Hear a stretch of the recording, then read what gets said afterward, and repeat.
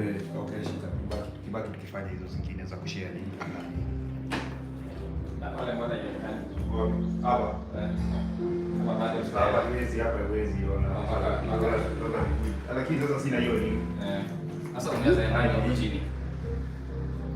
Sasa chukua za chini sasa. Hello. Hello. Yes. Kwa sababu hapa niliona. Na iko nini? Iko sawa? Sasa hii link sasa ndio Sasa hii bado niko chini. Wacha sasa hiyo ndio uta the link.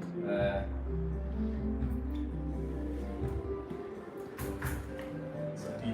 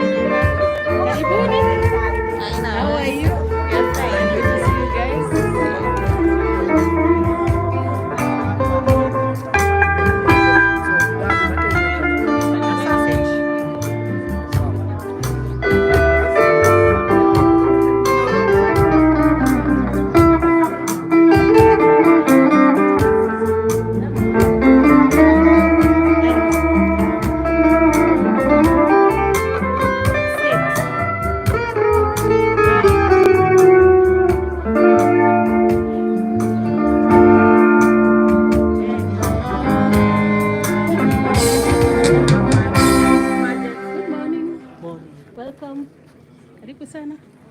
Hi. Hi, hi. Karibu sana. Thank you. Karibu. Hi. Hi. Welcome. Thanks.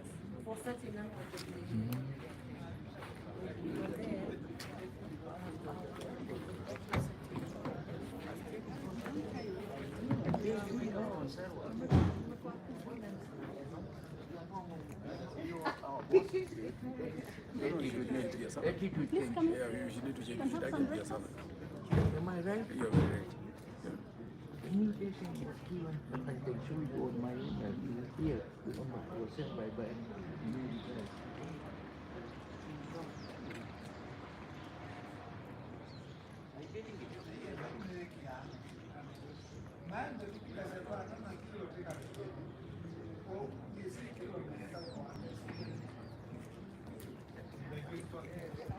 Moremi, tell me what you expect from today's function.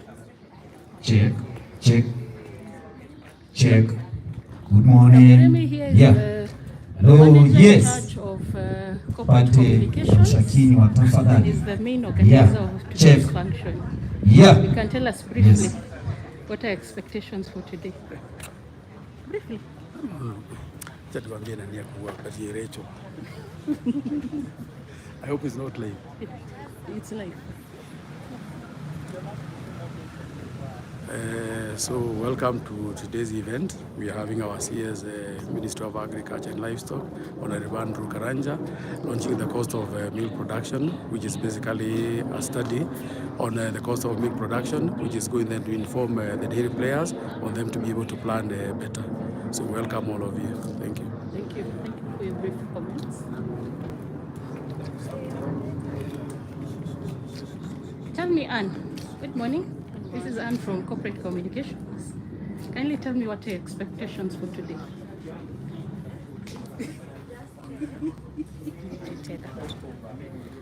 Briefly. Thank you.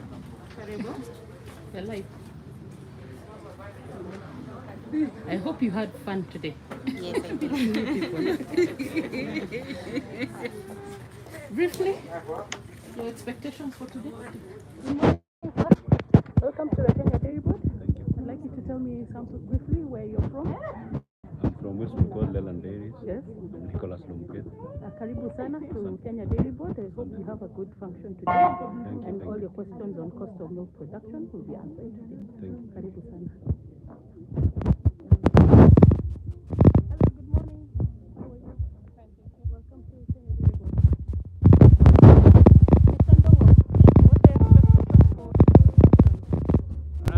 The function will be well because we are well prepared. The stakeholders are here, so things will be okay. So we are telling the people who are still on their way to come. We are waiting for them. Yeah. Thank you so much. Okay, you are welcome. Good morning, sir. Could you tell me briefly your name and where you're from? I'm Litata. Yes. I'm from Klimos. Yeah. Karibu sana. Asante.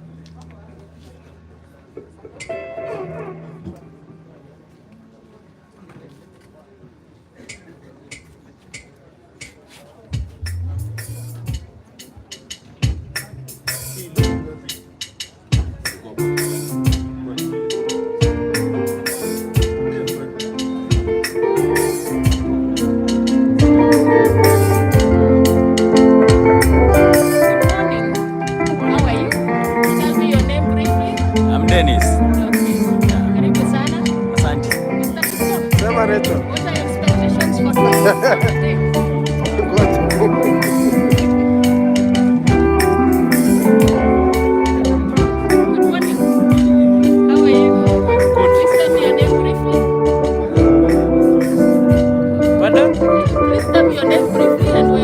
name? I'm Bramwell. I'm from around.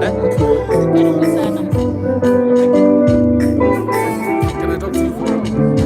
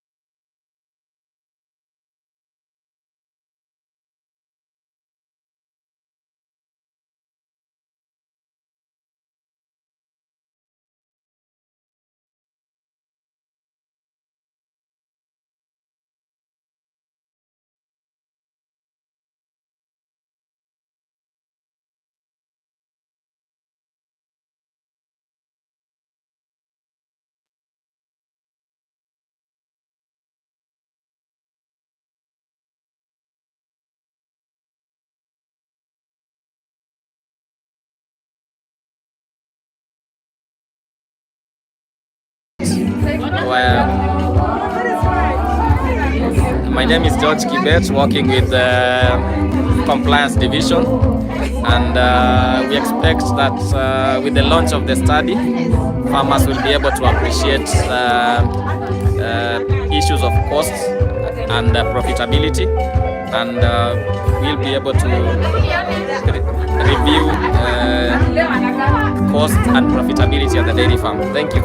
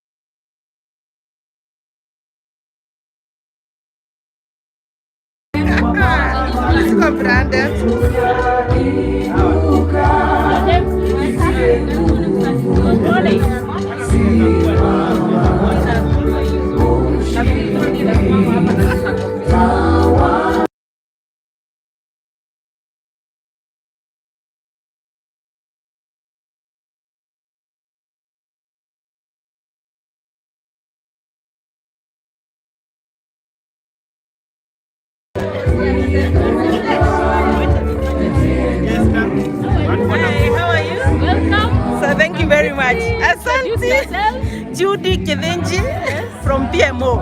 Karibu sana. Asante. Nice to see you again. Karibu sana.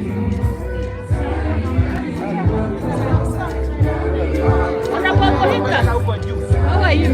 I'm just briefly checking on what your expectations are for today.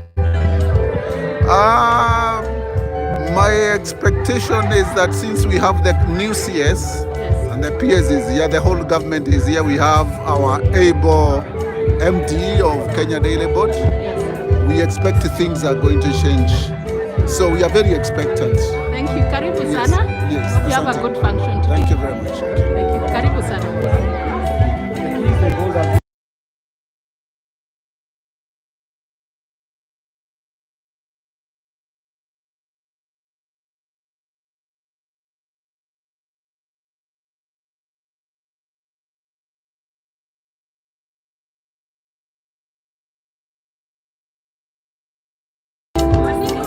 Good morning, young lady. You are representing the youth in dairy. I'm representing the youth in dairy. Tell us your name. My name The is department you represent in Kenya Dairy Board. My name is Frida Nyaboke. I represent standards and enterprise development. My key work is capacity building and of stakeholders and promoting trade and including clearance of permits. What are your expectations for today? Today I'm expecting quite a huge mix from the dairy value chain, ranging from stakeholders from the private sector, government agencies, development partners, our farmers, ranging from commercial dairy farmers and the primary producers who are doing above 100 liters per day. Thank you so much. I hope you have a good function today. Thank you so much. We are hoping for the best. Okay.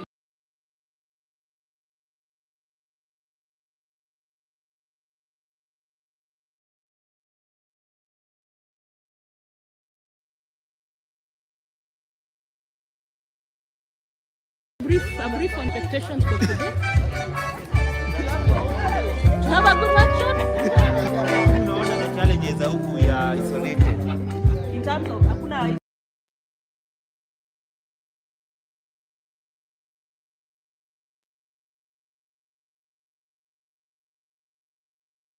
Briefly tell us your name and the department you represent and what are your expectations for today.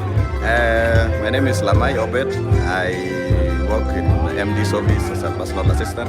We expect, as we are going to launch this report of cost of milk production, we'll be able to know and understand what are the challenges that the farmers are facing when they produce milk. And we hope this will be a very important report that will actually transform and change many things within our sector and the industry of dairy. So we welcome farmers to get ready as the CS is already in, the PS is in, as we are going to launch this report. Thank you so much. Karibuni.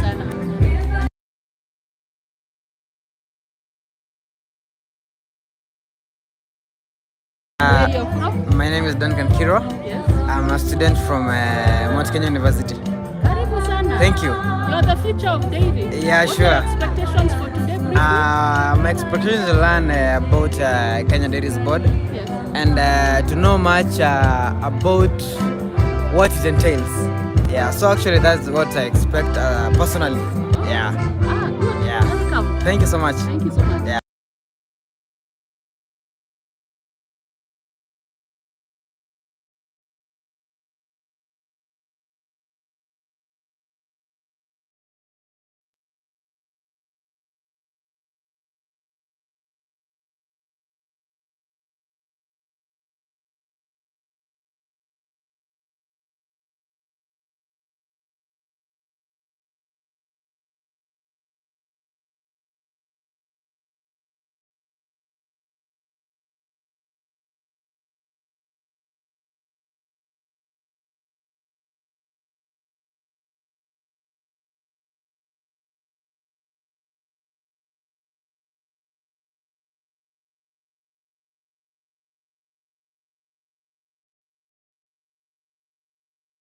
And the department you represent and what are your expectations for today? My name is Erastus Mutiso. I am the head of the internal audit at Kenya Dairy Board.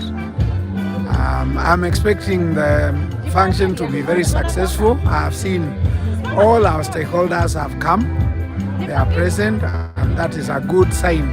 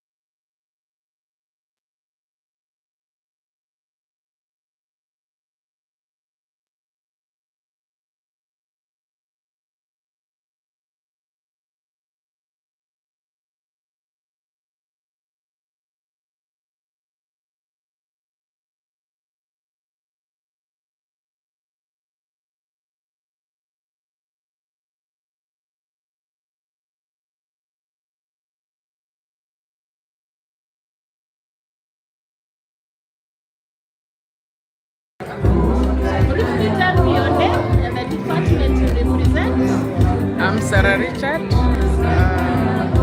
work at the laboratory. Yes.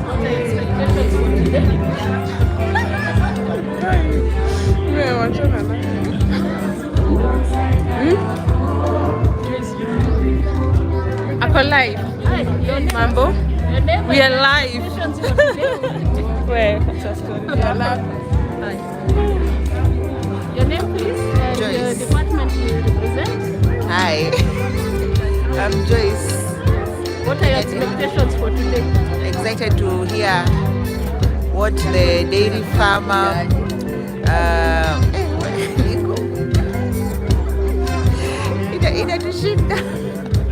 we're excited to hear to see the report on the dairy farming industry and its development. Yes. Mambo.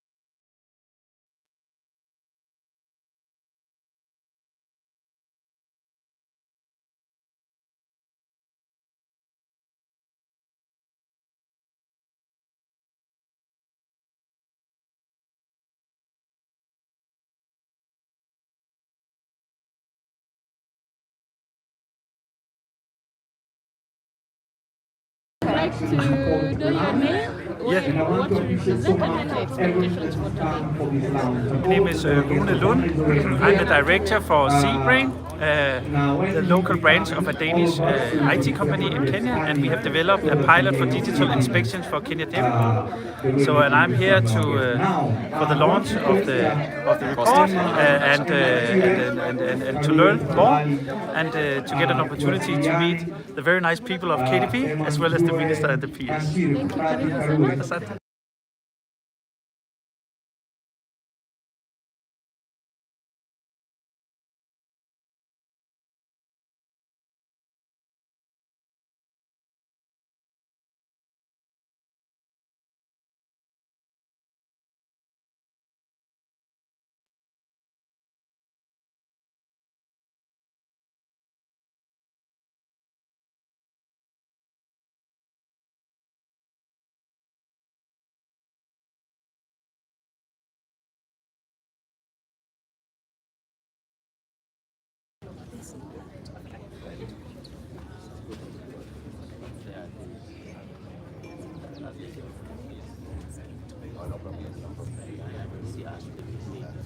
No. Let me see if they're coming. They're coming. That is what I had. Let's settle down now. Naomba tutulie sasa, wale ambao mko kule nyuma, naomba tutulie. Mgeni wa heshima anaingia muda usiokuwa mrefu kama nilivyofahamisheni. Atakapoingia tutasimama sote kwa heshima na mambo itakuwa ni shwari. Hivi sasa nikitazama kule nje ninaona wanaele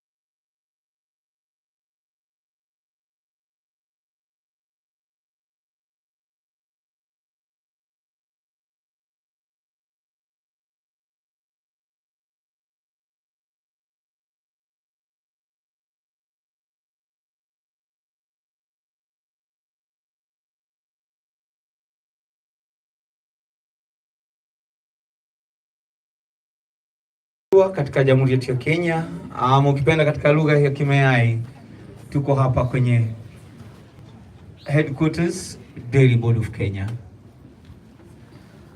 I want to request let's be upstanding. Naomba tusimame sote wakati ambapo mgeni wetu wa heshima yuaingia. So Dakta, karibu sana Mheshimiwa Waziri katika hafla hii ya kuzindua rasmi ripoti ya ukuzaji wa maziwa mwaka wa 2024. Tukiwa tumesimama, tutapata wimbo wa taifa ambao ni wimbo wetu wa Jamhuri ya Kenya na wimbo wa Jumuiya ya Afrika Mashariki. Taomba fundi wa mitambo tafadhali nipate wimbo wa taifa.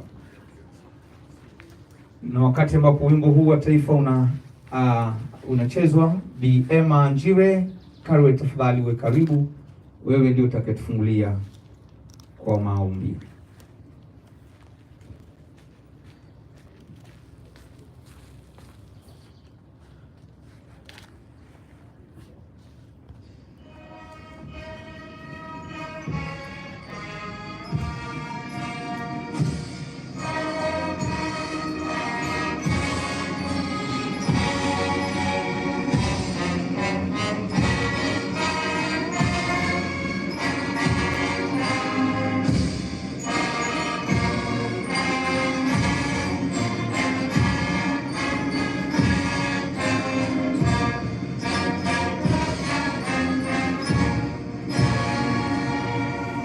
Wimbo wa Jumuiya ya Afrika Mashariki.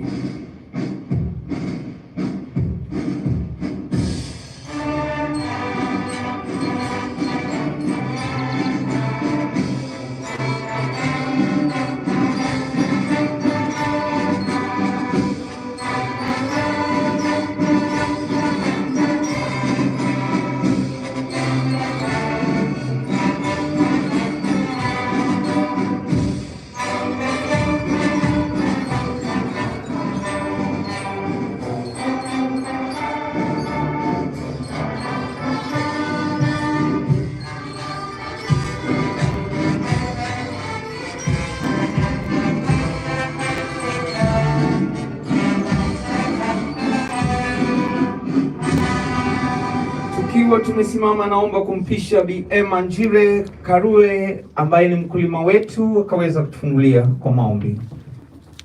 Bi Emma. Good morning, let's pray. God, we just want to thank you for today. We want to thank you as we start our meeting. We pray for wisdom. We pray that the meeting will be a success, and whatever we do here, we pray that it will bring prosperity to everybody that is involved in the dairy chain. In Jesus' name we pray. Mgeni wetu wa heshima, mabibi na mabwana, na tuketi.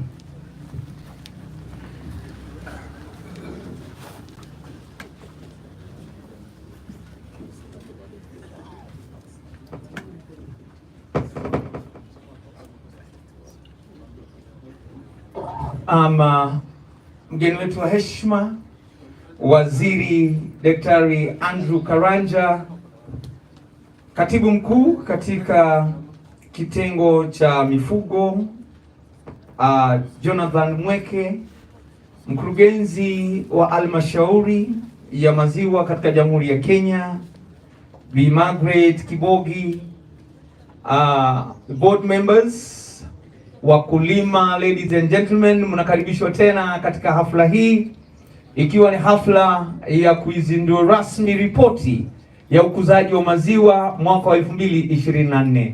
Mgeni wetu wa heshima, karibu sana hapa Dairy Board. Jina langu ni Paul Owuor Asika Wonotiato mwenyewe, a member of BOJ Board of Jodongo. Kwetu ni Alego Kochieng Dadra, share the same route with Obama. Yes. Karibu sana, tunafurahia kuwa nawe hapa, na kwa sababu ya hiyo nitaomba kuita Silver Strings watupatie burudani fupi, kisha baada ya hapo nitaweza kuendelea. Kwa hivyo nitaomba Silver Strings tuchukue dakika kama 5 hivi, alafu tutaweza kuendelea. Silver Strings ni bendi ambayo inapatikana hapa katika Jamhuri yetu ya Kenya, na ni bendi ambayo utaipata katika sherehe zote sherehe za kuzaliwa, siku ya kuzaliwa, sherehe za kufuzu na halikadhalika sherehe kama hizi ambazo tunazindua strategic plans na mambo mengine kama hayo. Kwa hivyo Silver Springs, this is your time. Kindly 5 minutes.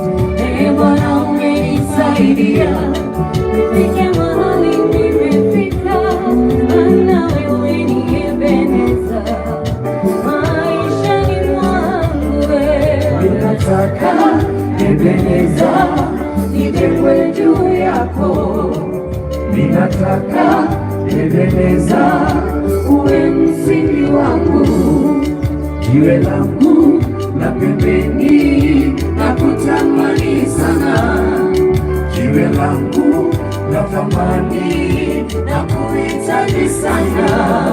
Oh, Ebeneza, jiwe langu.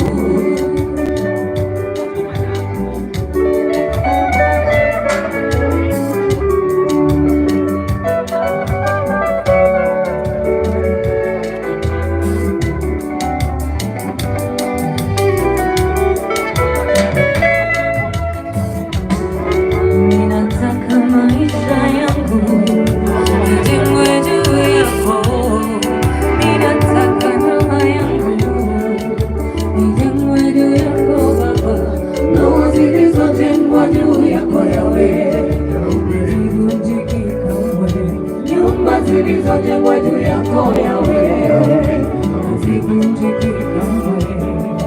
Ninataka uumbaji wako Baba ujengwe juu yako, maana wewe ni sauti yangu, wewe ni uzima wangu.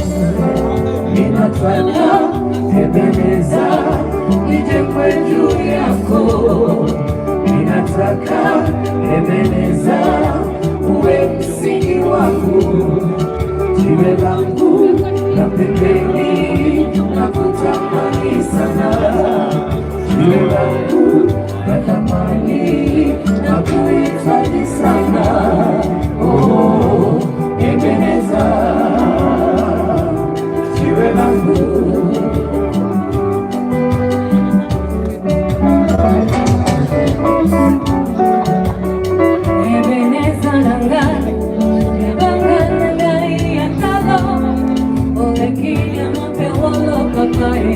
Katina bomoni zambe na kumisio mongote yako kanina yo sikanga kwa milelo yawe zolekea wakasio.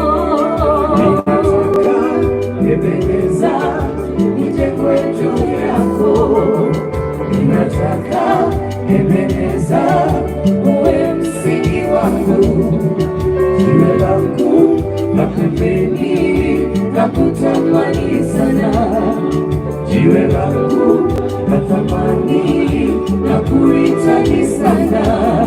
Oh, Ebeneza, jiwe langu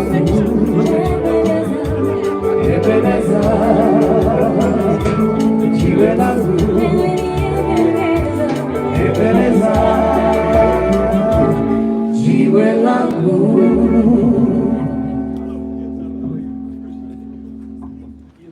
Naomba tuwapigeni makofi tafadhali. Silver Strings. Thank you so much. Now, the interest of time.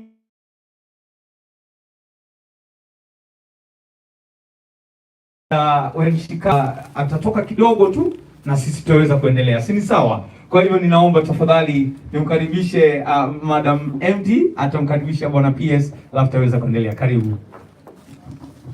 Thank you, MC. Our chief guest, Honorable Cabinet Secretary, Dr. Andrew Karanja, the Minister for Agriculture and Livestock Development, our PS, Livestock Development, Honorable Jonathan Mweke, our Chairman, Mr. Janesho Mugo, our directors, Board of Members of Directors of Kenya Dairy Board, our development partners, Professor Gulie, who is the Presidential Advisor on Livestock Development, the team from Tegemeo, led by the Director, Tegemeo, who have done this study.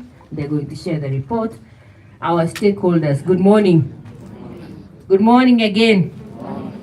It's really a very exciting day today as we launch this very, very important report. Our Cabinet Secretary is has another event just before this one, and we want to catch out the program. Then we will continue after he gives his remarks. It's therefore my pleasure to invite the PS, who will thereafter invite the Cabinet Secretary to give his remarks. PS.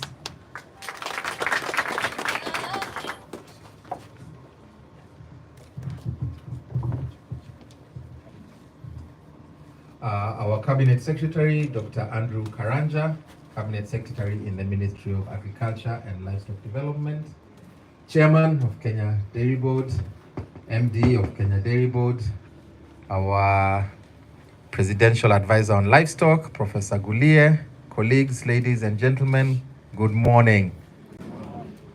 My job is very simple. We are here today to hear about some of the work that's been done towards ensuring that our dairy sector is profitable, that it is commercialized adequately, that it is able to help expand our economy, create jobs, and of course, add value to the livelihoods of our farmers and all stakeholders across the dairy value chain.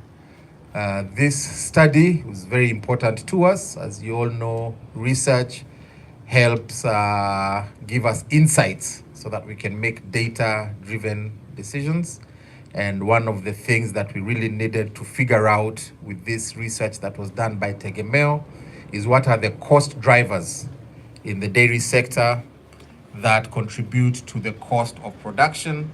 We need to get to that balance in which we are able to produce our dairy and dairy products at the lowest amount of price possible, and also sell that to consumers at the highest amount possible, so that we can put as much money into the pockets of our farmers as possible. So that is what brings us here today. We look forward to hearing the outcome of that research, which will then be able to inform our next course of action from a policy standpoint of as a ministry on how we're going to move this sector forward. So with those remarks, I'd like to invite my boss, the Minister of Agriculture and Livestock Production Development, Dr. Andrew Karanja, to come up and make his remarks. Karibu Waziri.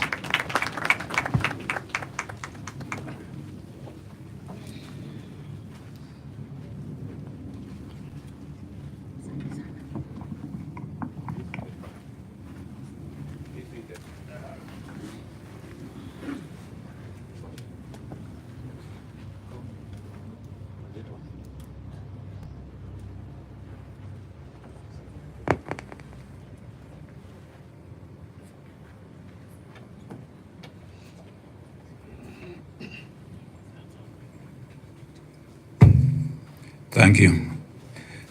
Principal Secretary, State Department of Livestock, Jonathan Mweke. Chairman, Kenya Dairy Board, Kinishu Mogo. The Managing Director, Kenya Dairy Board. Our development partners, Professor Grio. Hello. And the Executive Director of Tegemeo. Chief Officers of Public Organization present, board members, stakeholders, dairy farmers, and distinguished guests, ladies and gentlemen.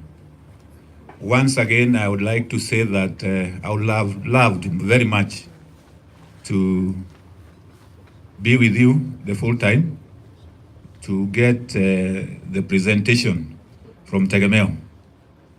And but because of other meetings, which actually is a head of state meeting, I can't be with you the full time. But I will ensure that I go through the report. I used to work with Tegemeo, so I am in good company. I must confess that. And I know they do a good job, because we used to do a good job when we were there. I see Mercy, Dr. Mercy. I see the director there. So, ladies and gentlemen, I'm deeply honored to join you this morning to launch the 2024 study or report on the cost and profitability of milk production. This report is a critical resource for Kenya's dairy industry, as it highlights the sustainability of our dairy farming. It provides comprehensive insights into key performance indicators across countries, agroecological zones, production systems, and farm sizes. These indicators cover essential aspects such as farm and herd characteristics, milk productivity, production costs, profitability, and practical recommendation to enhance dairy farming in Kenya. I thank the Kenya Dairy Board for conducting this annual study over the past 4 years, providing valuable insights to track progress in productivity, cost, and profitability in dairy farming. I also appreciate Tegemeo Institute of Agriculture, Policy, and Development for their commitment to quality research in agriculture and livestock, including this key role in this study. Dairy industry, ladies and gentlemen, is a vital socio-economic sector in Kenya, supporting incomes, employment, food security, and social status of many.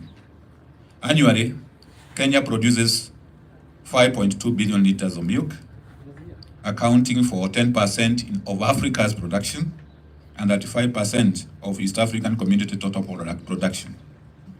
However, this production falls short of meeting domestic demand and export ambitions. The formal market is expanding due to higher producer prices, better farming organization, growing investment in milk cooling and processing, and increasing consumer demand for safe and quality milk. In 2023, milk received by the formal market rose by 7.4% to 811 million kilograms or liters, or up from 755 million kilograms in 2022. The value of this milk increased by 13%, reaching 40.5 billion, compared to 35.7 during the previous year. According to the Economic Survey 2024, milk ranks as Kenya's fourth most valuable agricultural commodity after tea, horticulture, and cattle sales, supporting the livelihoods of 2 million small-scale rural dairy farmers. Though the bottom-up economic transformation agenda, the Kenya government recognizes the dairy sector potential to drive economic empowerment and improve livelihoods of farmers. With its capacity of quick returns and regular income, dairy farmers is a key focus for transformation. The government has set ambitious targets, including 1, doubling production from 5.2 billion to 10 billion liters annually, increasing dairy exports to 1 billion liters per year, raising the share of marketed production from 30 to 50%, and boosting smallholder farmers' monthly income to Kenya shillings 56,000. Ladies and gentlemen, achieving these ambitious industry targets require focus, collaborative efforts from all stakeholders to address challenges on productivity, value addition, and milk access for milk and dairy products.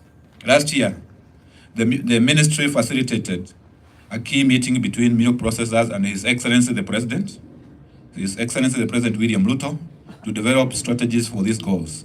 The discussions identify 6-point agenda, including enhancing milk productivity and reducing production costs, and I think that is the focus today of this report. Promoting efficient bulking and cooling of raw milk, addressing tax barriers that hinder dairy growth, establishing a development fund to support the dairy industry, and improving the quality and safety of milk and dairy products. These efforts are ongoing, with follow-up meeting with the President planned soon, I would say before the end of the year.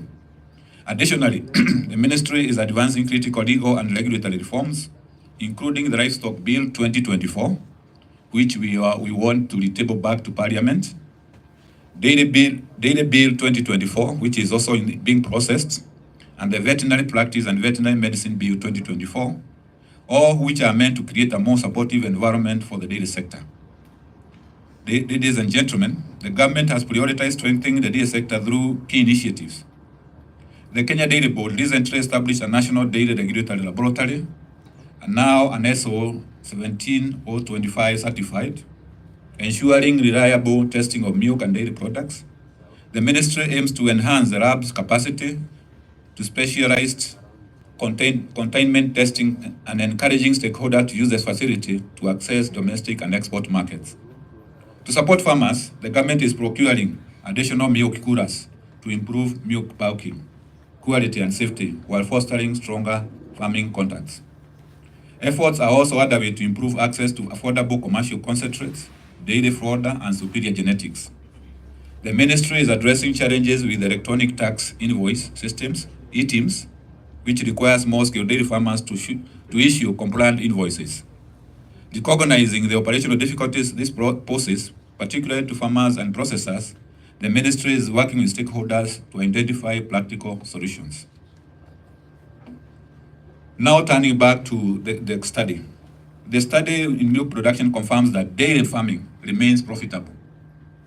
This is encouraging news. With earnings of Kenya shillings 9 shillings and 80 cents to 13 shillings and 90 cents per litre, depending on the production system. Despite challenges like high cost of commercial feeds, fodder, and labor, the profitability highlights dairy farming as a promising investment. I encourage dairy farmers and potential investors, especially the youth, to consider dairy farming for improved livelihoods. However, the biggest challenge remains access to affordable, quality feeds, which significantly impacts productivity and competitiveness. Stakeholders, including farmers, cooperative processors, and private investors, should leverage the government's public leasing program, RAD leasing program, for large-scale production and distribution of quality fodder, improved feeding strategies with great enhancement of productivity. We have a RAD leasing program, so whoever is interested in large-scale farm should approach the ministry. You can grow fodder, you can grow other feeds or other crops which can be able to help the dairy industry. Already, there are investors who have indicated interest in leasing some of the land. And the leases are long term. So it is not 1 year. You get from 15 to 35 years. And you can grow, some of them are interested in growing sunflower, canola, which you, of course, apart from the oil, we also have the seed cakes, which will be used by the dairy industry. Notably, average milk productivity per cow has risen from 7.9 liters in 2020 to 9.3 kilograms in 2023. While there is still a long way to reach the global benchmark, like Israel 40 liters per cow per day, sustained effort and effective strategies can drive significant progress. The report highlights key insights, but misses an important area, which I would like to highlight. That is quality-based payment system. Understanding their impacts on cost and profitability is vital, and I encourage future studies to explore this. Milk processors are urged to adopt such schemes which benefit farmers, processors, and consumers alike. I commend the few processors who have successfully implemented this initiative. as a government, we are keen in transiting to the quality-based payment system. So we will be making all the efforts with the stakeholders to make sure that we have the infrastructure ready so that farmers can start shifting to this quality-based payment system. On pricing, I appreciate the industry effort to maintain high producer prices, averaging 46 shillings per litre over the past 1 year. However, this falls below the government recommended price of 50 shillings per litre. The ministry will review the report's recommendation, including a minimum producer pricing, and gazette an updated price soon. I shall call upon all stakeholders to review and implement relevant recommendations within their mandates to drive the industry growth and sustainability. What I would like to assure the stakeholders here is that together with the data board and other stakeholders, we will go through the report and the recommendations which are contained therein will be fully implemented. We will be able to make sure that we have some of the most critical recommendations, especially I've seen some on the feed, which is a major cost. We will look at them and make sure that within our programs, we implement them. I sincerely thank you all for your invaluable contribution to supporting the dairy industry and our nation. And with these remarks, I officially launch the cost of production study report for dissemination and implementation. Thank you very much. Thank you. Kindly give our CS a round of applause. Tumpigeni makofi tena. Thank you so much.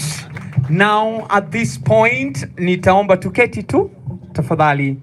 I will request our MD to lead our guest of honor, who is our CS, together with the PS, our chairman, Tegemeo Director, Professor Gulie, and the Honorable Muhika Mutahi, who is a farmer, now to proceed on to where we are going to do the launch.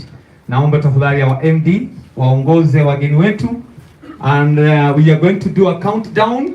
Kwa hivyo nitaomba tubaki tu tumesimama, lakini wakati tutafungua tutashangilia na tutafurahia sote kwa pamoja. Atakayeleta makasi ni Bisali. Asante sana. Now we are going to do our countdown. Baada ya kufanya countdown, I will request our guest of honor watasonga tu kando kwa sababu ya zile vitu ambazo zinatoka pale. Inaitwa fataki, Haya, moja kwa moja. Now we are starting from 5, 4, 3, 2, 1. Celebrate! Pigeni makofi tafadhali. Tushangilie sote tafadhali. Tunapozindua ripoti hii maridadi kabisa. Thank you so much. Asante sana. Thank you. Abara kabisa. Thank you. Asante sana. Nam. Thank you, thank you, thank you. That is our cost of milk production report. Thank you, our CS. Now I will request Sally, together with the ushers, now to bring the books ambazo watapiga. Our CS ataweza kupeana moja kwa moja kwa our MD na chairman, alafu watapiga picha hizo. Kwa hivyo nitaomba waje hapa tu kwenye jukwaa. Watakuja kwenye jukwaa tena. MD atazipokea ripoti hii to go and implement what has been reported there. Yes, asante sana. Thank you. Our directors kindly mje ndio mpatiwe zeni pia, because you'll have a photo together with our CS. Thank you so much. Asante sana. The first photo itakuwa ni our CS, our PS and our chairman. Thank you so much. Wapatiwe kila moja yao. Thank you so much. Yes. Aha. Director Tegemeo apatiwe yake pia. Asante sana. Haya. Semeni ngwashe, semeni milk, semeni maziwa. Asante sana. Thank you. Haya, msitoke hapo, naomba directors kindly come on stage, and each one of you will be given your copy so that you can have a photo together. Asante sana. Wengine wanaweza kusimama nyuma, wengine wasimame mbele, sijui itakuwaje. Asante sana.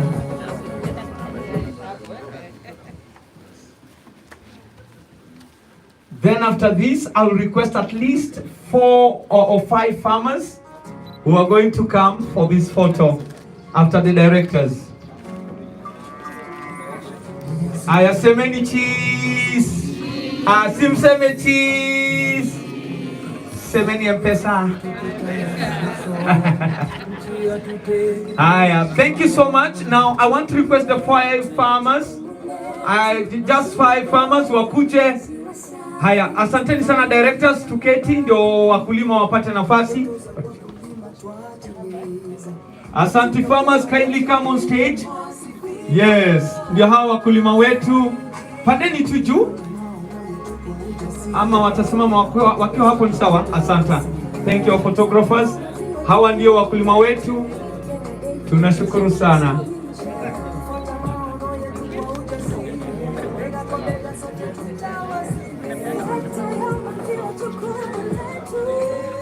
Haya, thank you so much our guest of honor, na hivi sasa nitaomba Madam MD atamsindikiza our Madam MD pamoja na chairman wataweza kumsindikiza mgeni wetu wa heshima anapotoka nje kukutana na wanahabari, na wakati huo wenzetu wana Silver Springs watakuwa wanatupatia burudani. Nilisema awali hawa ni watoto wa hapa nchini Kenya walio na tabasamu ya Afrika. Mungu amewabariki na sauti zilizonyoka ambazo zinatoa nyoka pangoni. Kuna binti hapa ambaye amekuwa katika nchi ya Afrika Kusini, amekuwa India, Marekani na Uingereza. Kote huko amekuwa kwa sababu ya zile nyimbo ambazo ameweza kutunga na kuweza kuimba. Dan ambaye ndiye mkurugenzi wa kikundi hiki ananikumbusha tu ya kwamba ukihitaji kuwapata Dan anikumbusha ya kwamba ukiwahitaji katika shughuli zako, tafadhali unaweza kuwasiliana nao baada ya shughuli hizi, na watakuwa Marekani katika inauguration ya Donald Trump hiyo siku. Ndio ananifahamisha huyu. Kwa hivyo tunafurahi. Twende kazi Silver Strings. Na kama mtaweza msimame tuimbe pamoja na Silver Strings, itakuwa ni mzuri tukiwaongojea wageni wetu kurejea ili tukaweza kuendelea na ratiba. Aya, naomba tusimame tafadhali. Naomba sote tusimame. May we be upstanding all of us. Silver Strings will be giving us some entertainment.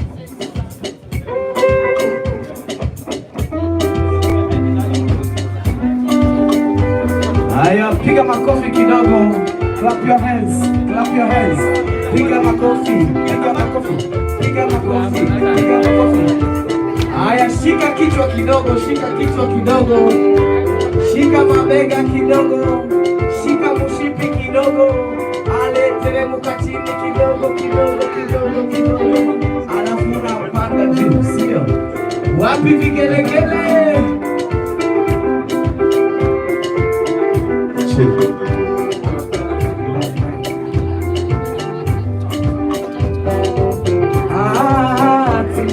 Kila moja saye,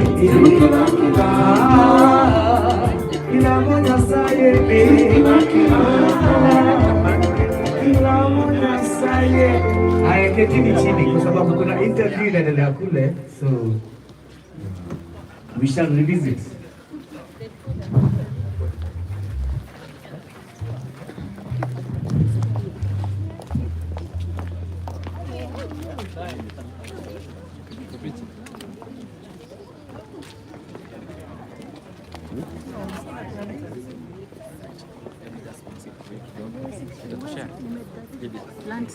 Zondo ninasema haitoshi. Zondo ninasema haitoshi.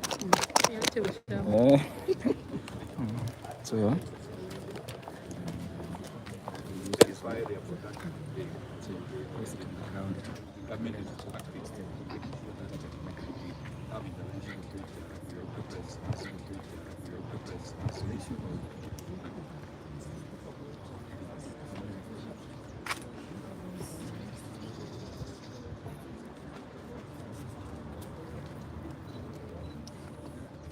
Yes, we have a strategy, we have interventions, and we have timelines, because they are supposed to be, for instance, we are saying we will be distributing across the country for the month of March.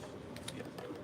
So farmers, we have identified the sites where we will be distributing this will help the farmers to do their work and make sure that the wastage, post-harvest process, milk, which the spoilage of milk is cut down. We are also saying we intervene in terms of having interventions to produce pasture. That also we are doing within this initiative. And also we have also indicated that we vaccinate. That will start in January. We're going to do that. We are vaccinating because they are transboundary diseases. And I would like to emphasize this, like food and which is transboundary.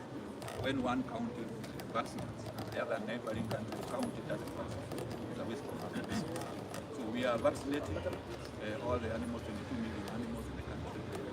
And we'll be doing that with vaccine, not any competition. We have an institute called Biosafety vaccine production, which is and there is no anterior material. Just to make sure that our data is safe. Our animals are not affected by foot and mouth and diseases. So that we are going to do within the next couple of months before we can do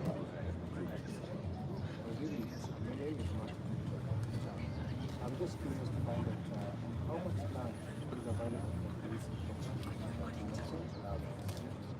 program. And yes, you also mentioned about soon to come increase of price. What are you looking at farmers and probably on cutting the cost of production 50% being a fee? What is your target and how do you plan to achieve this? Okay, the first one is on the land leasing. The land leasing we don't have, because what we do is we have state corporations like the corporation ADC, which has large chunks of land. We might not know the actual land, but it is a lot in terms of various agencies, even our regional organizations, the development agencies. So they surrender the land to us, and then we team up with the private sector who are interested, and they come and we agree, and they are given a long-term lease. As I said, the lease which can be ranged from 10 to 25, 30 years. And we encourage them to go into production, even for fodder, for instance, pasture, so that they can be able to do pasture. Others are doing sunflower, others are doing canola, others are doing other things. So that is the program we have. So the land is there.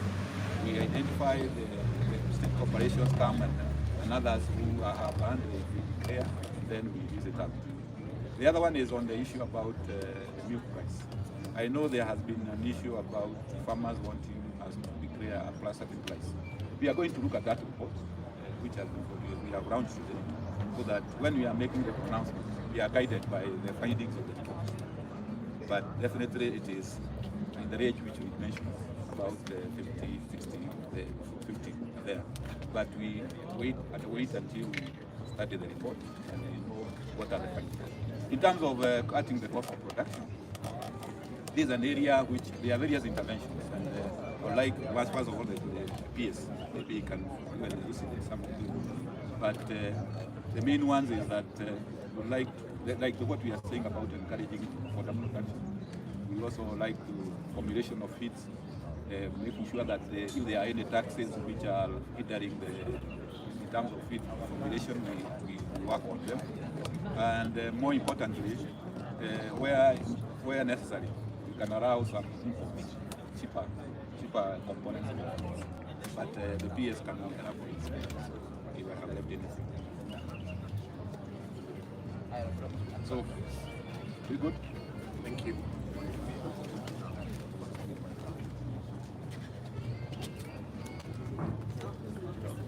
Thank you very much. Today we have launched the 2024 report of cost of production, and we are very happy. Just today, our cabinet secretary said that the sector is very important. When you look at the work we did in 2021, and now what we have done, we have seen progress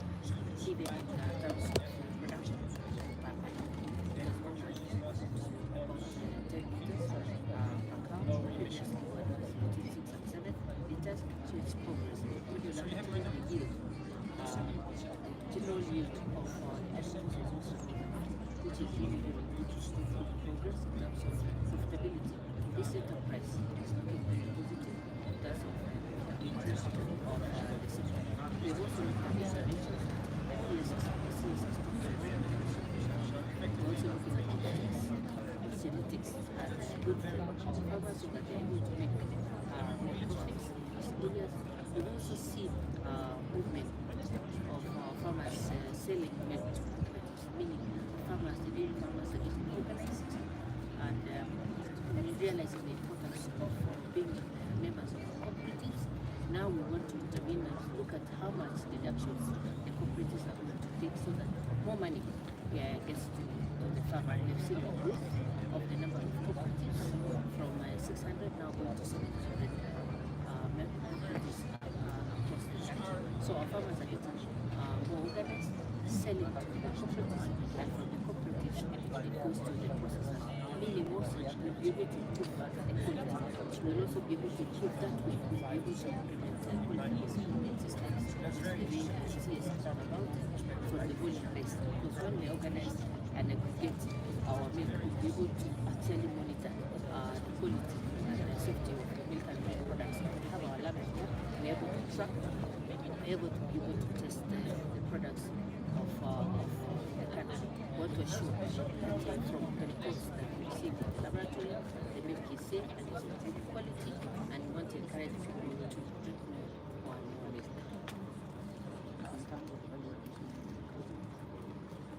Yes, from the reports that we have received, out of the 800, about 1 billion liters that we process annually, 85% of what is being processed most of that is UHT and pasteurized, but the high value is still very low, and that is what the CS was talking about, moving from volume-based to quality-based, so that we're able to process high value products like cheese, like ghee, like butter. And currently we're not able to meet the demand of the country because what is we are being processing, what we're processing, 45% is going to UHT and pasteurized. So we are driving that way, and if we're able to do value addition, it means we'll be able to export. We have seen growth in the export market, but the reason why we're not even growing as fast as we could because of that simplification of processing that is currently in place. Madam MD, we felt well that we are like they have been protection at the next how well are we prepared to operate the class we've seen in previous years? Yes, we still remain very independent as a sector, and we're glad that of course as we are preparing ourselves for this production, there's also increased demand consumption in the country. We're very big when you look at the infrastructure, the installed capacity, processing capacity has moved from 3.5 daily million to 5.2 million liters daily that we're able to have. We're even not utilizing the installed capacity. We're at 45% of installed capacity, meaning the infrastructure in place can handle high volumes of milk. Even if we double production, we're still able to handle. When you look at even what we're processing, as only 85% going to UHT and processing, there's still a lot of space for processing high value products. Look at cheese. The demand for consumption of cheese product is very, very high, and yet we're not able to process it. So we're happy that of course the weather is favorable. We also are happy that the farmers now have embraced conservation of food. And through the sector, private sector, like of course Bio, they've been able to engage farmers and lower the cost of silage from 19 shillings to 15 per kg of silage, and want to have more interventions. And that's why the Cabinet Secretary talked about land that is available. So we're looking at actually lowering even silage from now the 19 shillings per kilo to even 12 shillings per kilo. That way we'll be able to lower the cost of processing and will become competitive as a sector. Profitability, competitiveness, sustainability of our sector. That way we'll create employment for our people, we'll have more incomes for our people, we'll of course contribute to the GDP of this country. This, when you look at the forecast of the sector, it has a very positive focus in areas of incomes for people, in terms of creating employment for people, in terms of even infrastructure. We are happy that we're going to have more coolers. When we have more coolers, it means we'll be able to have more milk going to the cooling system, and we lower the bacteria in the milk. That way we'll be able to process more high value products. Thank you. Thank you so much.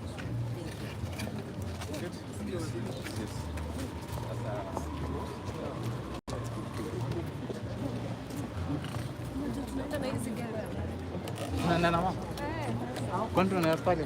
Nini TFC? Tutaenda lakini hakuna gari. Oh, hakuna.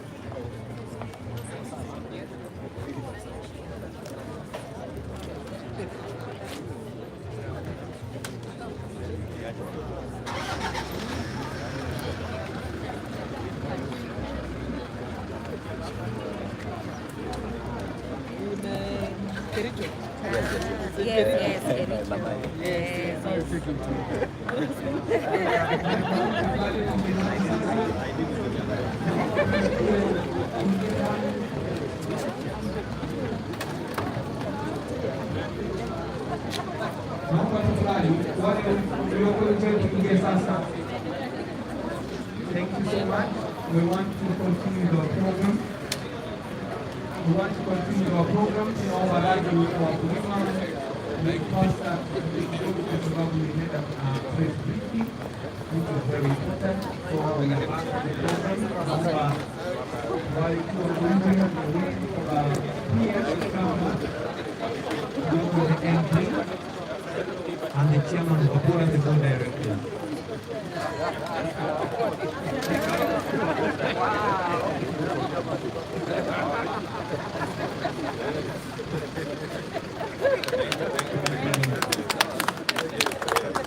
Asante sana.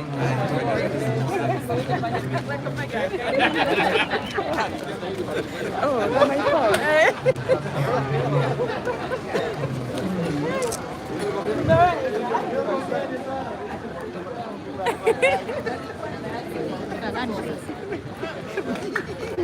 That was very good.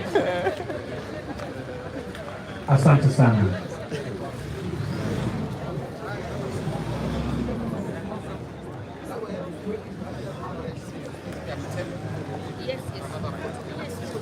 Asante sana. Naomba tusimame tena. Naomba tusimame wakati ya PS anaingia.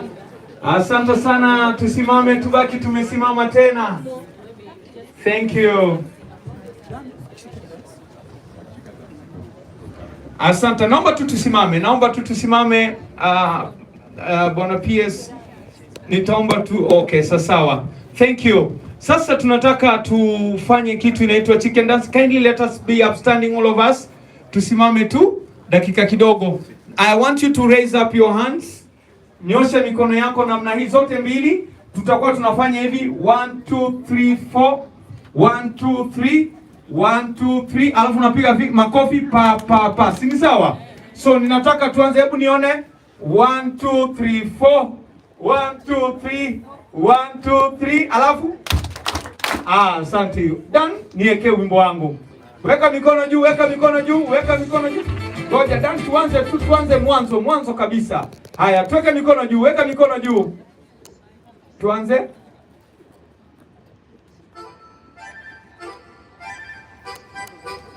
Fanya hivyo. Twende.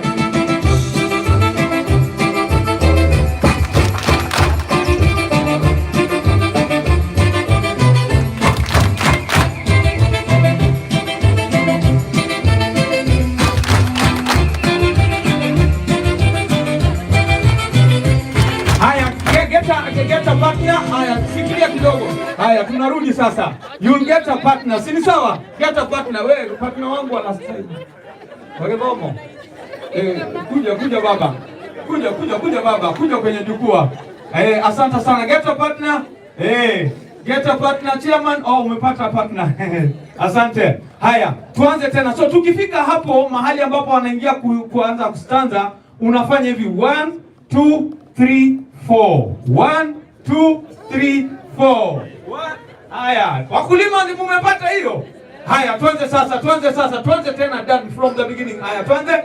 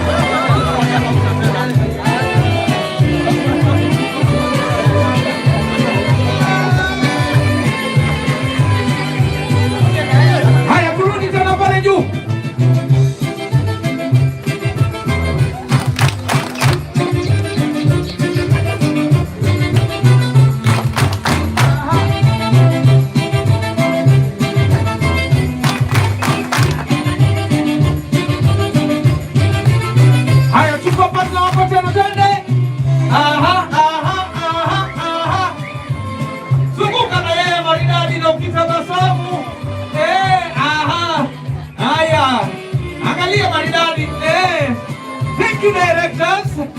Wanafanya kazi nzuri directors. Haya, turudi tena.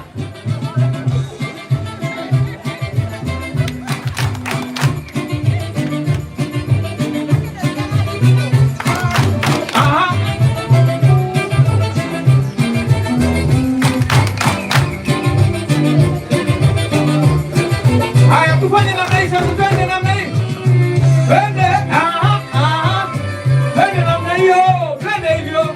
Ala, maridadi. Wapi smile? Smile ya maziwa iko wapi? I like that. Haya, sasa twende namna hii pole pole.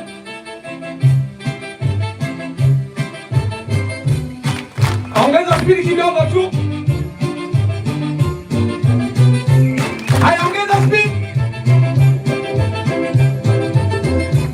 Ongeza speed. Twende. Ongeza. Ongeza.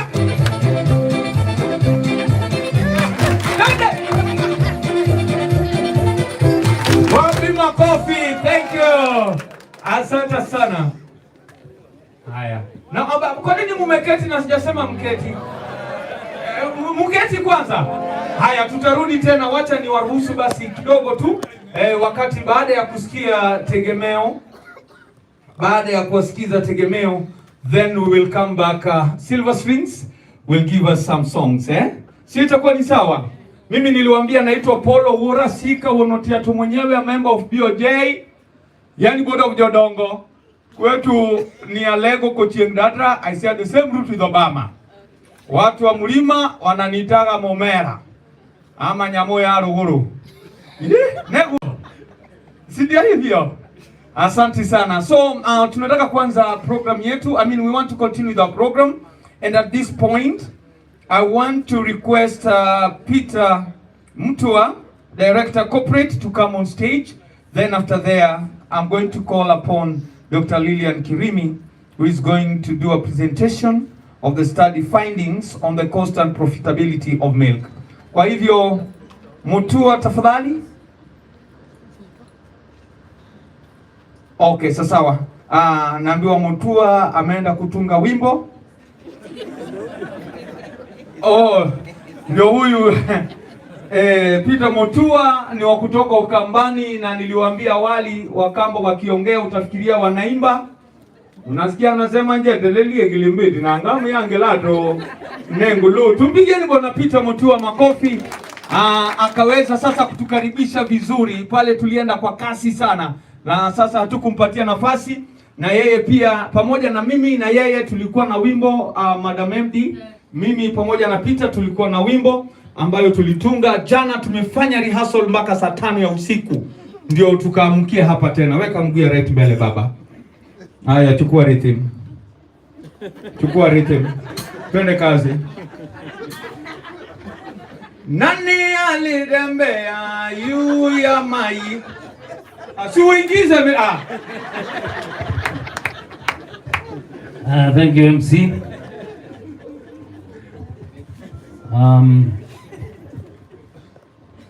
Our chief guest has left, so our chairman of Kenya Dairy Board, managing director, directors, CEOs present here, our farmers, processors present, development partners, invited guests, ladies and gentlemen, good morning. You know, it's not easy to rewind a program to start from where it was when other events have taken place, but it is my pleasure to take this opportunity to welcome you all to our home. This is the home of dairy, and you are part of that home because we are the stakeholders, we are the ones we serve.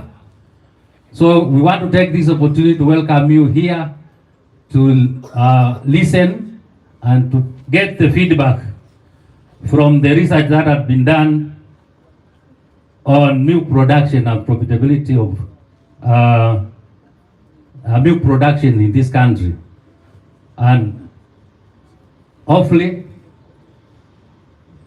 be able to take something home so that we can be able to develop the industry to increase sustainability. In July, as part of our responsibility as an institution and as given by the Constitution of Kenya at functions, we are required to advise government on various issues to deal with policy. And therefore, for us to do that, we need to have evidence so that the decisions that the government makes are based on evidence and they are sound. So in pursuant to that and realizing that one of the key deliverables of the Kenya Kwanza government was guaranteed minimum returns, we launched research in July. Of course, we have done others before so that we get an update on the current cost of production in the country. And that went to Tegemeo Institute. Tegemeo Institute is a constituent of Egerton University. And for those of you who know, Egerton University started as a dairy farm and is actually the longest institution of higher learning in the country. And therefore, because we are specializing on production of competent personnel to serve the agricultural sector, we feel that they have the competence to deliver to us a research that will inform us. Therefore, without much ado, I would like now to proceed. I don't know, MC, whether we will proceed directly and call Dr. Lilian Karimi to make the presentation. Daktari. Tumpigieni daktari makofi tafadhali. She's coming kwa stage. Mimi tumesoma na daktari. Daktari unakumbuka? Yeah, tumesoma na yeye Biblia na gazeti pamoja na I am so glad that tumepatana tena. Yes, habari ya masiku, mnaendelea vizuri? Aki hata mimi niko poa. Nimefurahi. Hata wewe, hata mimi. Karibu. Thank you, Bwana MC. Yeah, that one is interesting. The chief guest has left, but we have our PS. We honor you for being here with us.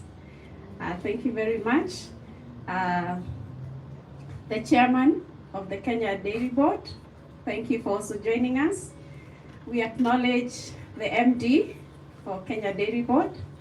And as Tegemeo Institute, we are very excited this morning to be here to share with you findings of a study that we've done. This is one of the things that we do at the Institute.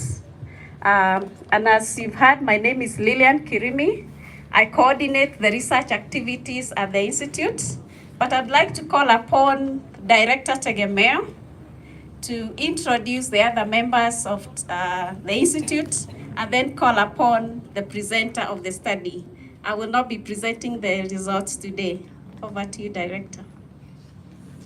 Pigieni makofi.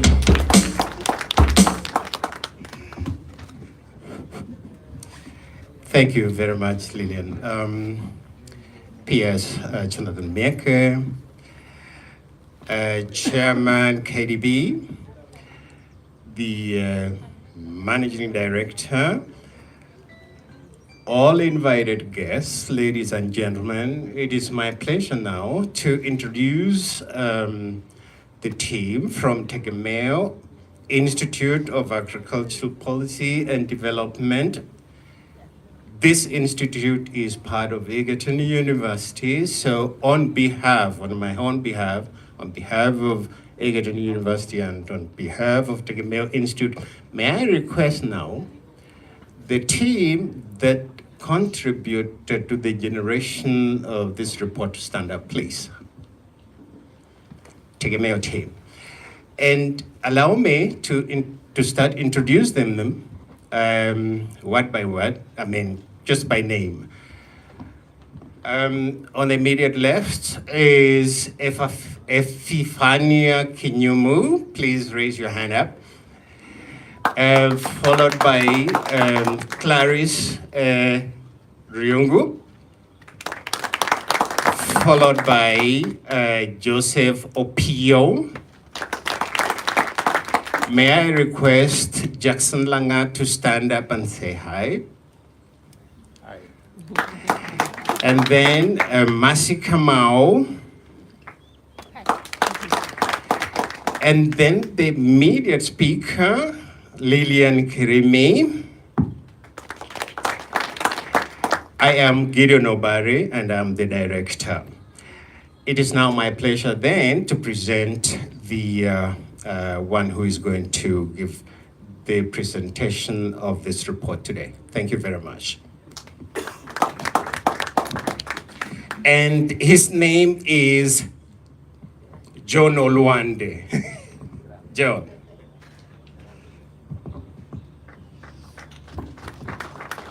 Thank you very much, Director. Thank you, Bona PS, the Chair of the Board, the MDKDB, and all protocols observed. I'm going to make a presentation of the report that you already have. So I may not go into the details, but I'm going to highlight the key areas in that report. But there are details there that you can get more information on. When the chief guest was here, he mentioned something which I would consider part of the key takeaways, that dairy production in Kenya is profitable. That is number one. The second key takeaway is that the cost of production is also high and is mainly driven by the cost of feed. That is key takeaway number two. Another takeaway, which is the last one, is that there are things that we can do to drive the cost of production, to increase productivity, and to improve our dairy production. So when the Kenya Dairy Board commissioned the study, it was to fulfill or to accomplish four objectives. One was to estimate the cost of milk production. Number two was to establish the key cost drivers of milk production. Number three was to provide recommendations of potential interventions that can be implemented to manage the cost of milk production in Kenya to increase competitiveness. And then the fourth objective was to propose a formula for calculating producer milk price.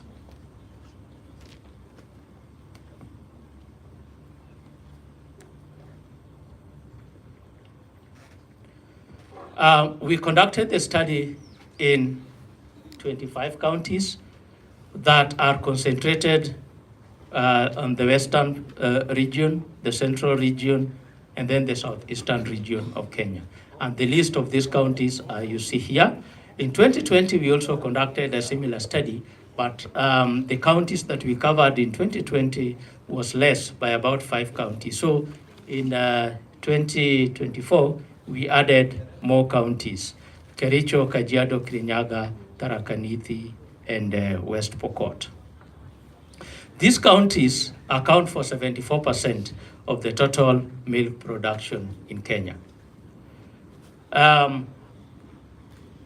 How did we conduct this study? Our design followed what is called the agri-benchmark approach, where a typical farm was identified and established using a panel group of farmers and experts, some of them are here, that established what is common among farmers in an area in terms of the land size, herd size, farm practices, and cost of relevant activities in dairy production. And then we conducted focus group discussions with those panel group of farmers and experts to determine the activities in the dairy sector in terms of the herd size, the herd management, the cost of production, the prices, and the profitability, and issues around dairy production. On top of that, we also went and collected data on some farms. These were, we called them model farms in each county, and we did that through key informant interviews. These farms were selected in consultation with county livestock production officers. These farms mainly are used to demonstrate best agricultural practices, and are usually used for learning resources for other farmers in the sub-counties or in the areas where they are based. So most of these farms are commercial oriented, but their production practices are more advanced in terms of management of the dairy herd. So we conducted a total of 25 focus group discussions with the panel group of farmers that I talked about, one in each of the 25 counties. And then we also went and conducted KIIs with model farms, again spread in those counties. So for a total of 55 interviews collectively. We analyzed the data by production system that I'm going to present here, and we collected the costs and returns to milk production for the year 2023-2024. That is beginning July 2023 to June 2024.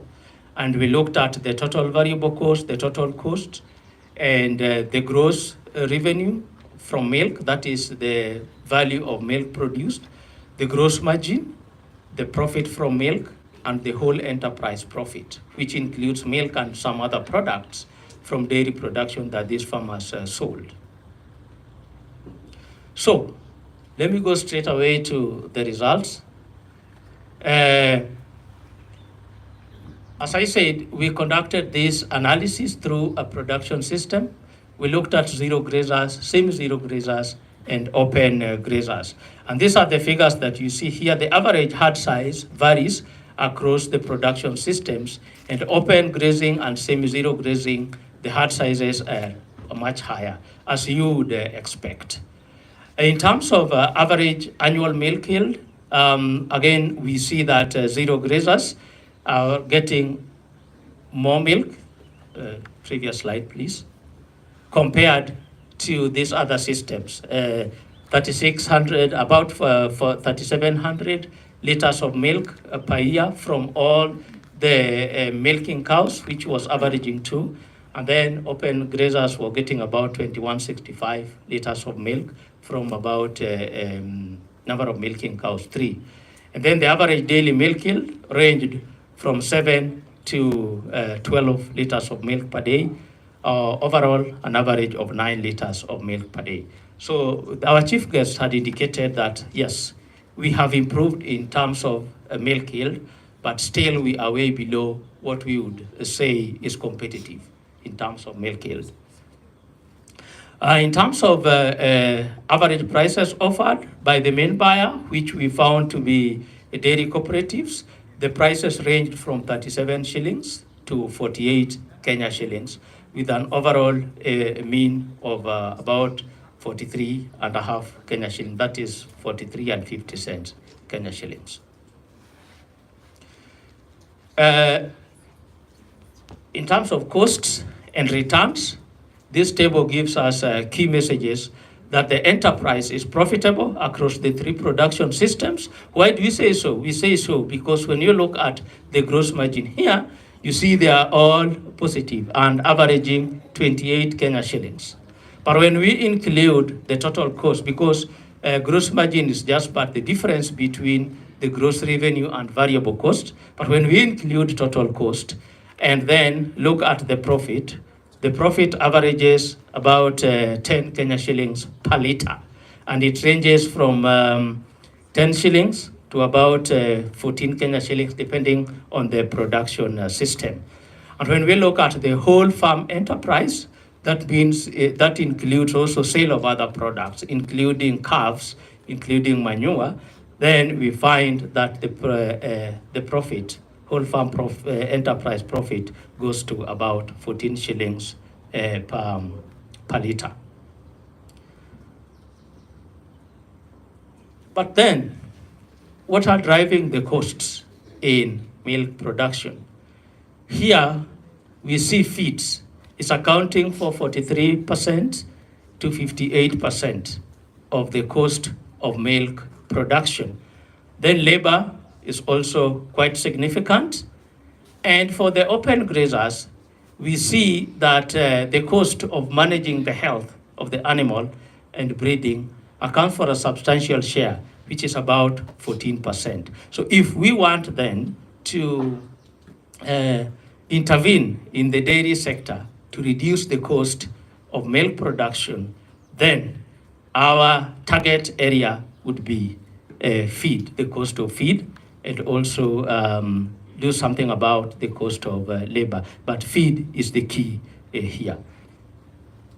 But when we break down the feeds, some farmers were buying feeds, some others were buying fodder, and others were also producing their own. We see that feed concentrates is especially a very important cost component for zero grazers, about 30%. And then for the open grazers and semi-zero grazers, we see that own fodder, which we valued, account for about 30% and 26% respectively. So still, the message here is that feed, whether you produce it on your own or you buy it, and if you value that which you produce on your own, it is a large component of the cost of production. And for zero grazers, concentrates is quite key. So let's move to the model farms. Yeah, this slide was hidden, so I don't think it should show here. Can you just move, please? Just move.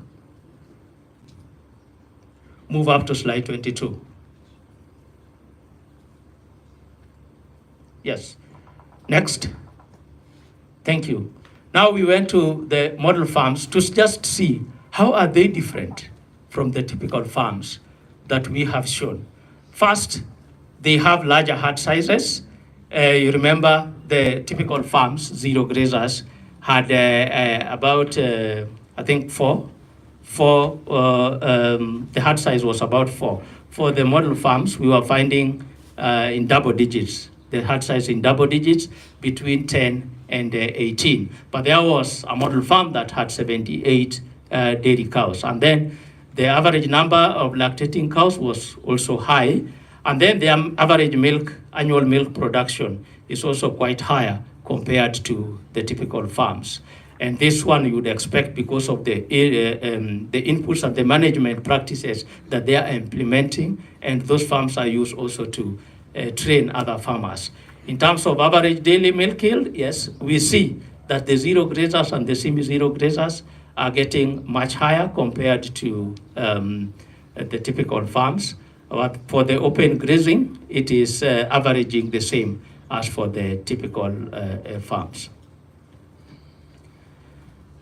So in terms of where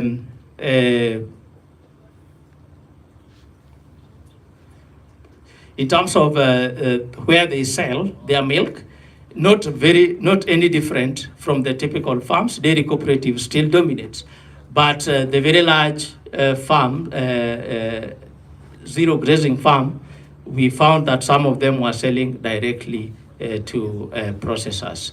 And the average price that they were getting ranged from 35 Kenya shillings to about 60 Kenya shillings. And when you see here and then direct sale to processors here, it shows that selling to processor directly was giving a higher returns compared to selling through cooperative. And that is expected because the management of the cooperatives also have to incur some other costs.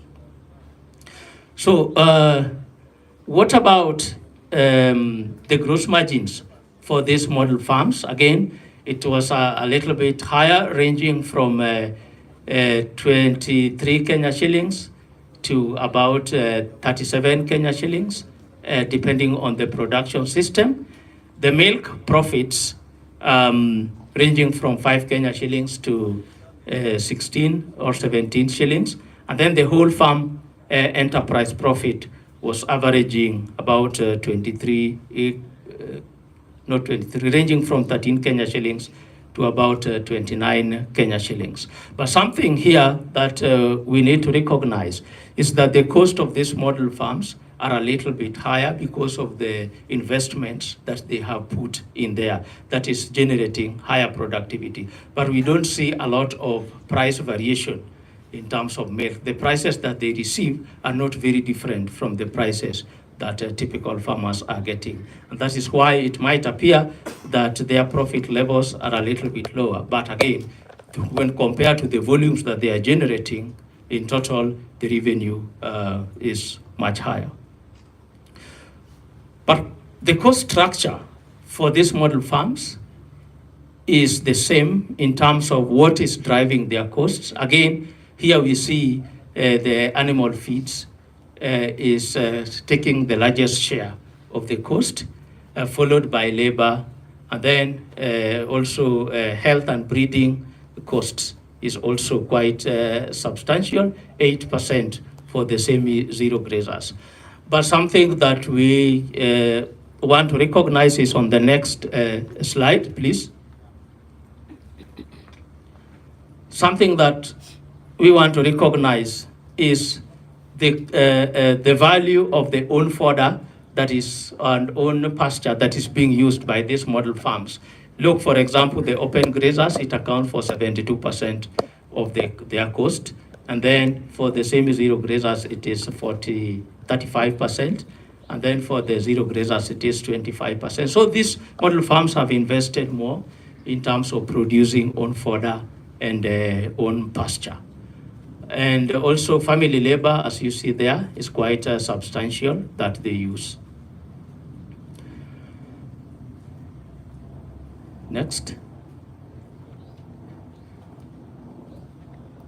Can you move to slide 35, please? Yes. So then the last objective was to look at producer price of milk.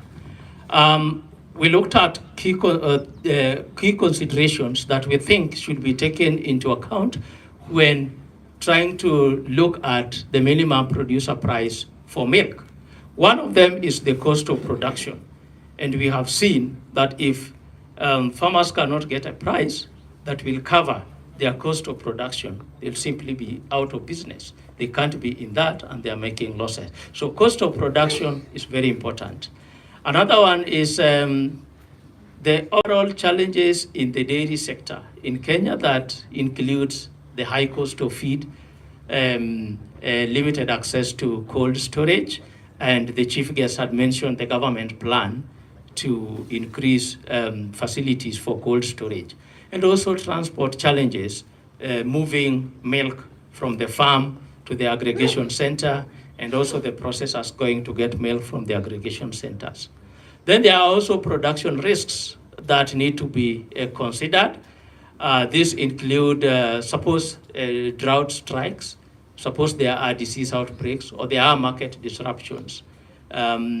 These risks also need to be taken into account in looking at the price at which farmers should sell their milk. Then competitiveness. If we set the price quite high, that makes our milk more expensive than milk from our neighbors, then our milk will not be competitive, both domestically and even outside. And we are already starting to see some element of that from milk, especially from Uganda, where if you go to a supermarket, you find the milk from there is a little bit less. So when we are setting our prices, then we should be cognizant of the need to make our milk competitive in the market. The government policies also need to be considered. Our chief guest confirmed that the target is to double milk production in 5 years. That means we need to incentivize increased milk production in Kenya. And then sustainability. Farmers need to invest in farm structures, equipment, and hard improvement to achieve that production, and also for growth. Therefore, we need to consider that the prices that farmers get are able to allow them to reinvest in that. So it is a complex web. When you look at it, a lot of things need to be considered. But then what we found out is that in many developed dairy markets, the typical profit margin in a dairy farm is in the range of 10% to 20%. And in more challenging environments such as Kenya, where the operation costs may be higher than in those developed dairy markets, a profit margin of between 15 and 25% might be considered.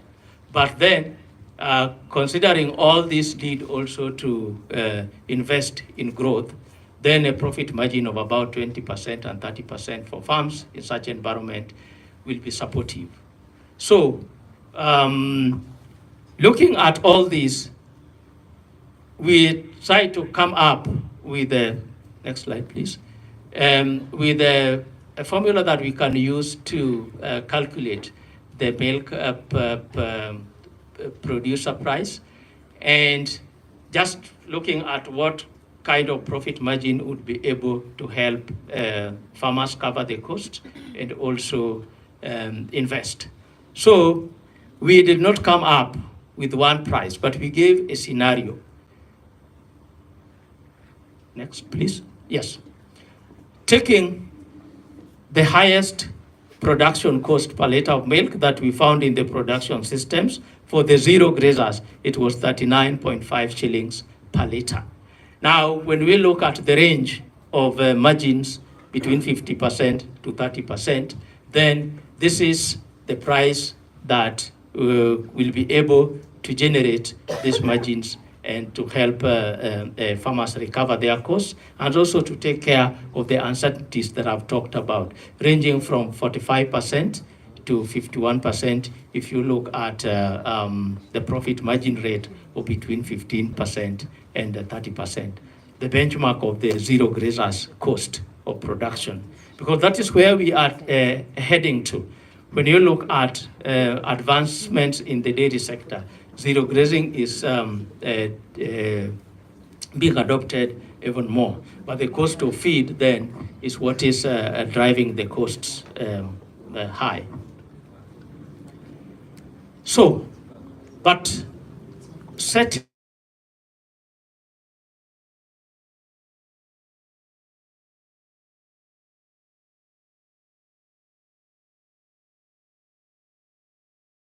an issue here. If there is no effort to reward premium quality and any milk is sold at the same price, perhaps the motivation to prioritize quality may not be there. And then also, again, we talked about consumer prices. If it is so much, if the minimum price is increased so much high, then definitely consumer prices will be high. So these are some of the things that need to be considered, and therefore the government should be quite thoughtful in formulating and executing this policy of minimum price, considering those issues. And then maybe some questions also to think about. The minimum price cannot just be implemented alone. There need to be accompanying interventions, like a fund that is going to support that scheme. And these complementary interventions will ensure that that policy works. And again, there is need also to ensure that there are incentives for processors to adopt this policy. And again, the logistics of implementing that minimum price need to be also considered, put in place, especially now that we have a large informal market. We know the formal market is increasing, but then what do we do with the informal market? So those are some of the things that need to be considered. And also we talked about there are variations in costs across various production systems and also across counties, as you can see there. And perhaps we should see whether there is need for one price or this price can be based on different regions.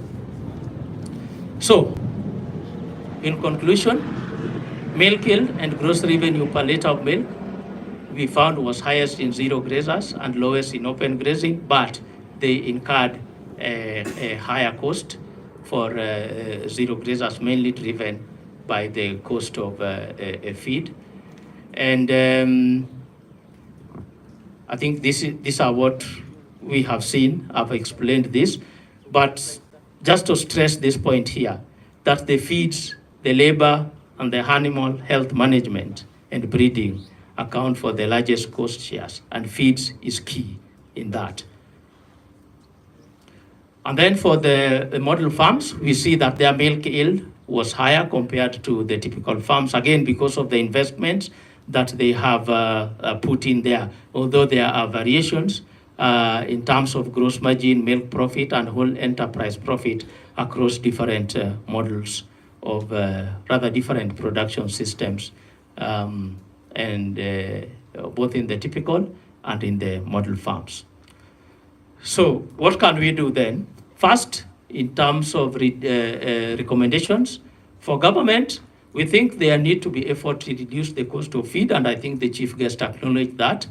Lowering taxes on feeds and raw materials for feed manufacturing, but also encouraging efficient fodder production and on-farm feed conservation. We saw that in the zero grazing, the concentrates account for quite a large share of the cost of feed that they incur. So can we encourage on-farm feed production and feed conservation, and also feed formulation?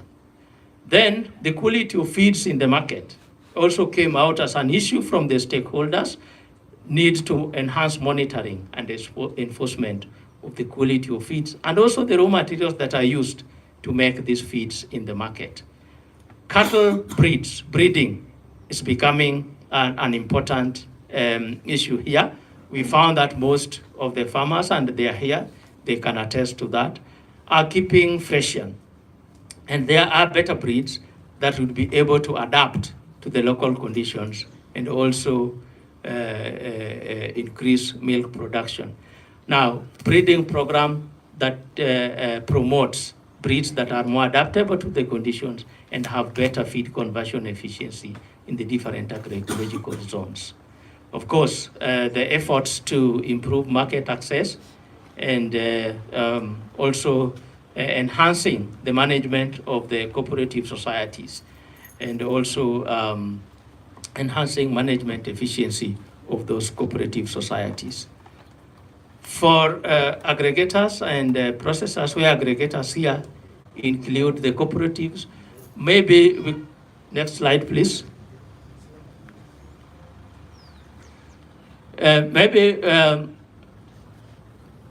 Could cooperatives consider, and I believe some may be considering that, formulation of feeds at the cooperative level to encourage economies of scale, where now farmers also get feed from there, if it can be collectively done, to make the cost of feed a little bit lower. Contracting with feed manufacturers to provide feeds through farmer organizations, that would make it also easier to monitor the quality of feed that they are getting. But also something that came up during the discussions was transparency in milk pricing and timely payment to farmers. not in all cooperatives, but in some cooperatives. It's also an area that needs to be looked at. Of course, I've talked about strengthening governance and management. And could also the aggregators also think about regular sensitization of farmers on dairy herd management practices that are best. For example, we know 80% of milk is water, right? Am I right or wrong? Yeah. If that is the case, it means that the dairy animal needs to drink a lot of water. So if you limit the water that you give, then perhaps that might be a challenge in terms of increasing milk production. So some of those management practices that the farmer can be able to implement. For farmers, yes, high quality fodder production, utilization, and on-farm feed preservation or conservation. Of course, I've talked about dairy herd management practices. And also we found labor to be quite high, especially family labor, if it is valued. Do we have labor-saving technologies that can be used? For example, when we look at the time that a farmer takes to go chop napier grass, bring it, chop it by hand, could we have technologies that can be able to save labor on the farms? So thank you very much. Again, 3 key takeaways. Dairy production is profitable. The cost of feed is the driving factor here mostly. And we also need to think about the breeds, how to make them adaptable. And there are things that we can do to make the cost of production go lower. Thank you very much.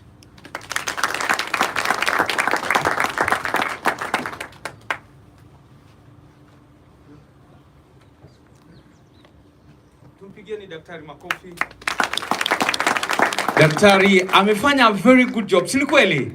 Hey, anaitwa Daktari Olwade. Daktari Olwade pia anapenda Kiswahili sana. Mlisikia tu akiongea Kiingereza nini? Donge daktari? Donge.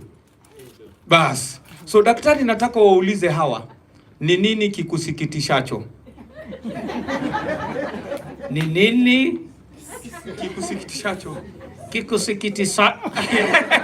Tumpigieni daktari makofi tena. Thank you so much, Daktari, for that wonderful job that you've done. And now, at this point, I want to request our CEO, National Biosafety, Professor, no, not Professor, oh yes, Mr. Ngetich Nehemiah is coming to do a presentation, a very brief presentation. Ngetich ni moja kutoka katika shirika hili la Biosafety Authority, ukipenda NBA. These are the people that are dealing with GMOs. So we want to hear what they're going to tell us about the GMO. Ngetich pia ni mwimbaji mkubwa sana. Ngetich ametoka katika maeneo hile ya bonde la Ufa. Ngetich kuna wimbo wanaimba inasema yule mtu wa Mungu Stefano, lakini wakiimba utafikiria ni Kikalenjin. Wanasema ele moto ya Mungu Stefano. Ele moto ya Mungu Stefano. Alebo go abal matesani. Aya alega pigeni Ngetich makofi tafadhali. Asante sana. Karibu sana. Asante. Thank you, my friend. Good morning, participants. Thank you. I was invited by the MD. We met yesterday when we were signing the performance contracts for ministries. And so I'm Ngetich Nehemiah, the acting CEO, National Biosafety Authority. We are just neighbors. We are in the next building. We are based in an acoustic building. And I'm going to take you through in brief the GMO legal framework in Kenya and the importation of procedures of animal feed. Just to take you through, the NBA is that Kenya signed Cartagena Protocol, and that's why we have NBA. And our main objective is to ensure safe transfer, handling, and use of genetically modified organisms from the modern biotechnology. And Kenya signed, we had a Cartagena Protocol that was signed in 2000 and ratified in 2006. Then the Biosafety Act 2009, From the Act, we have established 4 main regulations: the Biosafety Contained Use Regulation, Biosafety Environmental Release Regulation, and Biosafety Export, Import, and Transit Regulation, and the Labeling Regulation. So of importance is the Biosafety Export, Import, and Transit Regulation, where most of the dairy feed will be coming from. So you'll be using that regulation, and therefore the Biosafety Act is the one that established National Biosafety Authority, and with the aim of regulating safe handling of GMO, and all activities dealing with GMO is what we regulate as National Biosafety Authority. And some of our functions include: we consider and determine application for approval of GMOs. We also coordinate research and monitor activities on all GMO work. We strengthen national technical capacities, and also we develop regulation to operationalize the Biosafety Act. We also establish and maintain the Biosafety Clearinghouse, where most of our decisions made in Kenya, we publish them for international information at the Biosafety Clearinghouse. We also promote public awareness. Part of what I'm doing now is promoting public awareness, and also we provide advisory services to the government. The scope include GMO, genetically modified plants, genetically modified animals, and animal inputs, including veterinary vaccines, and also genetically modified microorganisms. I don't know if you are aware that we have a GMO cow research going on in Ilri. It's called Mzima cow. It is at concept level. So they are modifying that animal to be resistant to sesefly. So it's a project that is ongoing. We don't work alone. We work with other 8 relevant regulatory agencies, including of important here is the Department of Veterinary Services, number 2. Then the roles of these other regulatory agencies is just to monitor. We monitor together, and we do the review. So I've just said the Contained Use Regulation is the regulation that takes care of activities of GMO in the lab, greenhouse, and the CFT. So most of our GMO work are in plant-based, and they are in Calro. They are also in Ilri, Kenyatta University, Isipe, and Masinde Muliro. These are institutions dealing with GMO plant projects in Kenya. And the import, export, and transit regulation. These regulations covers activities involving importation into and exportation out of the country of GMO through Kenya, with the objective of to ensure safe movement of genetically modified organisms in and out of the country, while protecting the health and the environment. And environmental release regulation is where we are using it to release activities that have undergone through research, and they are now being released into the environment. And so far we have one product in the environment, in Kenyan market, the GMO, the PT cotton, where it went through the whole process, and now it is with the farmers. And the labeling regulation is just for traceability and also for consumer choice. So then the provision of labeling is just to show that it's a GMO product. The labeling, it will have something like it contains approved GMO. It's just a stamp to show that by NBA, to show that the product is an approved GMO product in the Kenyan market. And other enabling regulations, I want to skip this. So what we have in the market is the PT cotton. It was commercialized in 2020, and approximately now up to 10,000 acres planted in Eastern, Central, Western, and Nyanza region. We have the PT maize. It was approved in October, and now it is awaiting national variety release. So this one is not yet with the farmers. Once we approve, we take it to KEFIS. Now KEFIS is working on variety release. The cassava, GM cassava, that is resistant to virus, resistant cassava, they are now at the stage of national performance trials by KEFIS. The status of the court case, there was a ban of GMO in 2012.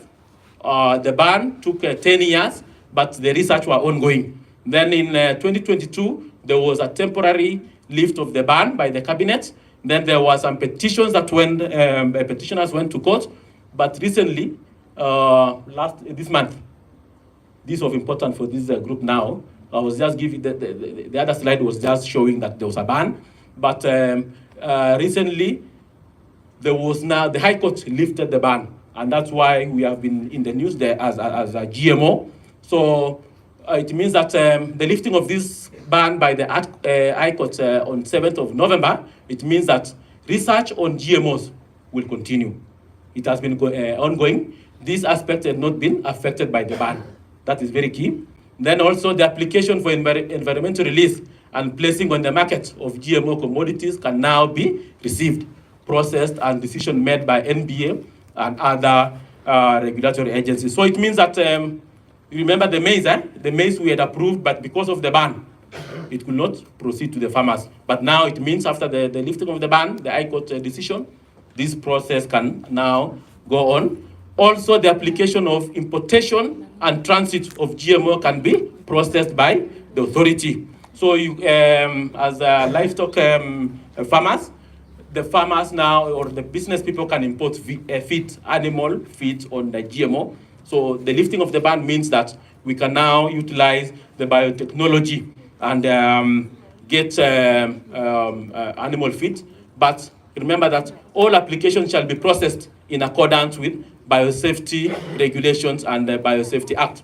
So I'll be taking you through that, the process of importation and placement of GMO, of GM animal feed on the market, GM feed. This applies, the requirement is that it applies to importation of GM products already approved in another country. Already approved in another country. Then the decision for this from now onwards is that the decision to import is within 30 days. If Section 28 of Biosafety Act, it means that if it was approved in another country, we will do a simplified risk assessment. And that's why Section 28 provides that we do a simplified risk assessment that takes 30 days. But if it has not been approved, or if it is a new thing, the Act provides that we take 90 to 150 days if for us to allow a full risk assessment is 90 to 150 days. The application can be done online on the eCitizen platform, and the relevant laws here include Biosafety Act requires approval to place on the market and another approval for import. So Section 20 is that a person shall not import genetically modified organisms without a written approval by the authority, that's NBA. Then 21, a person shall not place on the market a genetically modified organisms without a written approval. So this is, the first one is planting, and this one is putting into the Kenyan markets, shelves, or as animal feed. Then the environmental release provides that application, this is placing into the market. This is where the PT cotton went through. Then for importation, for import, export, and transit, the regulation provides that you do an application called application for importation, and the importer must be registered with National Biosafety Authority. The applicant completes an online form, and the application for placement on the market of GMO and their derived products. For the first entry, of a product into the market, you pay this. And this payment will take you for 10 years. So this only for the first payment. What happened with the PT cotton, the research, after you are done with the research, for you to place it into the environment, you pay the first 850. Then the license that will be given is a license for 10 years. Then the process is that the internal technical committee will review the application and the safety data and make a decision within 30 days if it is for importation. Then if approved, the approval for placing on the market is for a period of 10 years for the same commodity and exclusive to the applicant. So the applicant will be given an approval for 10 years if it's found that the GM product is safe for the environment and it's coming to Kenya for the first time. Once you pay that fee, you are given an approval for 10 years. Then once an applicant receives an approval for placing on the market, he completes and submits an application for importation of GM animal feeds. So once you are given that one-off permit, every time you want to import now, it is only 25,000 Kenya shillings. And the application is reviewed by internal technical committee of NBA and decision communicated within 30 days and you are given an import approval document. Then the approval documents for importation can be used for 12 months. I hope you are following this. You are given a one-off 10 years. But now for you to continue getting on now daily basis, you keep on, you use that, but you are given another approval document for importation that you can use for 12 months. That is 1 year. Then the cargo clearing at the port of entry of GMO commodities.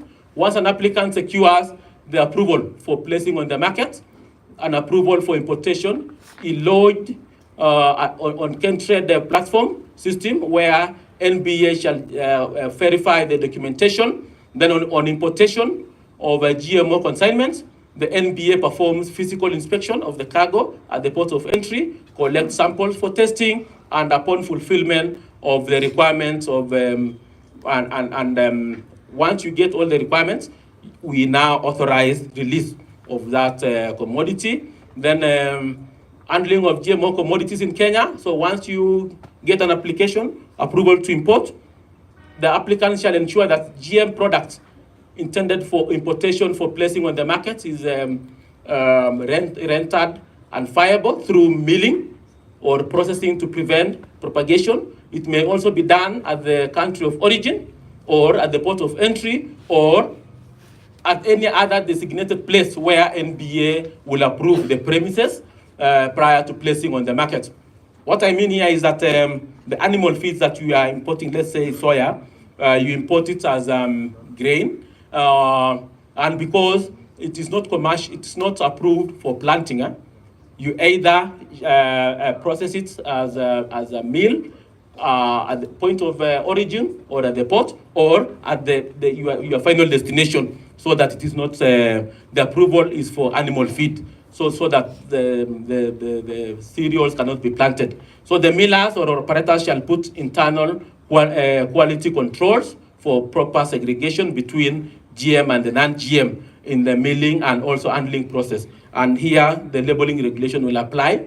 Then the GM product shall be packaged and labeled according to labeling regulation 2022. There are procedures of labeling. Then subsequent imports for the same GM commodity and the same importer shall process at trade facilitation platform, at the Keynote platform. Then NBA will continue to monitor and we do market surveillance to ensure only approved GMO products are in the market. Then applicable fee, registration fee annually for traders dealing with GMO is that 30,000 annually. Placing on the market, it is a one-off, 850. Importation for 1 year, 25,000. These are for traders dealing with this. Then the cargo clearing, which will apply as per the consignment. It is based on the consignment size. Then the labeling, depending with the company turnover, it starts from 30 to 30,000, 10 to 30,000. Then the wholesalers is 1,000. GMO testing, we have a GMO testing lab here in our headquarters, and we have also published our fees in our website there. This is our GMO lab that was officially opened 3 years ago, and that marks the end of my presentation. I hope it's clear. Thank you. Thank you. There will be no questions because it's just I was told to present. More questions will. I know GMO brings a lot of questions and clarity. So thank you. Thank you. Tumpigeni ngetichi makofi tafadhali. Tumesikia maswala ya GMO na maybe ukitaka kumuuliza maswali labda baadaye tukishamaliza utampata tu hapa kando na ataweza kukufahamisha. Now, ladies and gentlemen, at this point we are going very quickly because we have some guests who want to leave. So I want to try my best so that we finish on time. I want to request the chairman, Teyo Cooperative, to come, Mr. Paul, who is going to speak on behalf of the farmers. Then we are going to have one processor, and that is Emma.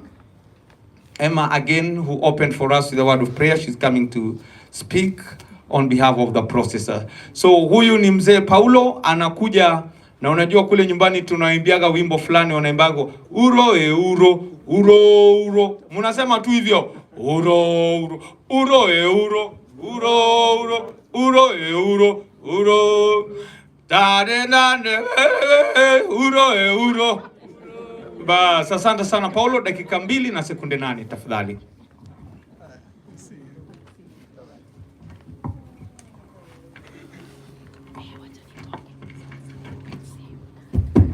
God is good. All the time. God is good. All the time. MD wetu Madam Kibaki, advisor to the President Wanakulei, all directors of this company, watu kutoka Tegemeo, mbona hiki tu waongee vizuri? And all protocol of staff. Kwa majina naitwa Paul Siriet. Mimi natoka kule Tuyo. I'm the chairman of Tuyo Cooperative Society in Uasin Gishu County, Kapseret sub-county. I was one of the people who was actually Tegemeo walikuja kwetu wakanioji. Hebu simama sana wakuone. That gentleman came to me akanioji kwa niaba ya Cooperative Society. Kwanza wacha nishukuru Mungu sana kwa kikao hili. Asante Madam Kibaki. You are doing a good work. Asante sana. We are glad today to have advice of the president with us here ili tumwambie shida yetu tuko naye kwa maziwa. So mine nitasoma tu kwa ufupi. It's a great honor to stand before you today representing both the farmers and cooperatives. My name is Paul Siriet, the chairman of Tuyo Cooperative Society in Uasin Gishu County. As enlightened earlier by other speakers, feed for dairy animals remains a significant challenge for us as dairy farmers. The challenge undermines the probability of the sector and attractiveness of the investment. For organizations like mine, Tuyo Cooperative Society, which we are involved in milk procurement, we often face consequences of volume sensitization and price fluctuation. Yaani wakati maziwa chakula ikipungua, maziwa inapungua. Na maziwa ikipunguka, bei ya maziwa pia inapungua kwa ajili we are paying bei according to the volumes. So we have 3 major challenges kwa mambo ya chakula ya ng'ombe. 1, quality. 2, availability. 3, affordability. Yaani ukiona chakula yiko kwa market, vile wale wategemea wamesema, they are substandard. I will request the government, mambo ya KPS, Kenya Bureau of Standards, they are not doing their work. Mbona tusionange wakifanya random testing? Mbona wasikuje kwa masoesi yetu, we have an agreement, wafanye random testing ya chakula ya ng'ombe. Hata dawa kudiwa animals tuko na challenge. So kwa ajili tuko na wakubwa wa serikali hapa, tungependa kwamba mtu tutetee ili Kenya Bureau of Standards wafanye kazi, wafanye random testing. Pia kupatikana kwa chakula kwanza ni shida. Tungeomba pia ione kwamba hiyo kama ni watu ondolee mambo ya taxes kwa ajili the main materials inatoka Uganda. If a farmer wants to kutengeneza yake peke yake, wangetutolea taxes ya raw materials from Uganda. And we like to thank the government so much kwa ajili mwaka jana na mwaka huu walitupatia sunflower tupande ili tupate sunflower cake. So hongera kwa serikali, tupigie makofi serikali, walitusaidia through cooperative, through dairy board is our regulator. Tunashukuru madam, unafanya kazi kubwa. Ningependa in future wakati tumekuja kama farmers, eri waziri akae paka tuongee ili achukue jenye tuko naye. Sasa nani atachukua? Ni wewe tu utabeba msalaba yetu leo. Wajili tungependa waziri pia angekuweko ili kwa mfano mimi mwenyewe ingawa sijasoma vizuri ningeombea budgetary allocation ya dairy board iongezewe. Because he's our regulator. Without having enough money. Tunasumbua madam sana. Kwetu kula hatuna mtungi ya kuweka maziwa. Tumeandika mabarua mingi iko hapa kwa ajili ako na very minimal budget. Atupate mtungi. Kwanza tuko na shida ya antibiotic kwa maziwa. Tunaomba mambo ya agent hii agency ya kupima antibiotic. Hana pesa, hatuna pesa pale. Sasa tunaona in future tungependa waziri akae paka jioni kwa ajili wa more important, sisi ni wakulima. Ama nimesema kwa ubaya? Ili mimi naombea kabisa bwana advisor. Ombea huyu mrembo, huyu madam pesa. Ombea pesa. Kwa ajili we need capacity from her. Wakulima wetu wanataka capacity from her. Sisi kama board tunataka capacity from her. In fact tunataka tuo. Sasa atatupeleka wapi na hana pesa? So waje niombee tu kama kuna supplementary budget mfinyilie kidogo. Ama nimesema kwa ubaya? Ya mwisho singesema kwa ajili huyo mjamaa amekuja nyuma yangu. One, watu wategemea wamesema mambo ya transparency. Kule kwetu tume partnership with Space AI. Mambo yetu sasa ni more transparent. We do pay our farmers 42, ukituletea maziwa kwa kula na ukileta maziwa kwa kula we pay you 44. Na tukikuja maziwa tunalipa 42. Actually cooperative society zikishikwa bottom up, hii mambo ya agenda ya bottom up itakuwa real. Bwana Gulei, ukitaka hii mambo ya bottom up tumia maziwa. Tumia maziwa tu kwa ajili we serve widows, we serve widowers, single ladies na wako na shida mingi sana. Sasa bei ya maziwa tupate 50. Tupate 50 kwa ajili mnatangaza 50 na kule tunalipa mkulima 43, 44 kwa ajili imefinyika sana. I'm requesting the government to give us 55. Kesho hizo tulipe 55. Ili 50 iende kwa mkulima. 5 hiyo iende operation. Simunipigie makofi. Unajua wakisema advisor to the president kwa mambo ya economy. Tuko na party, tuko na hapa.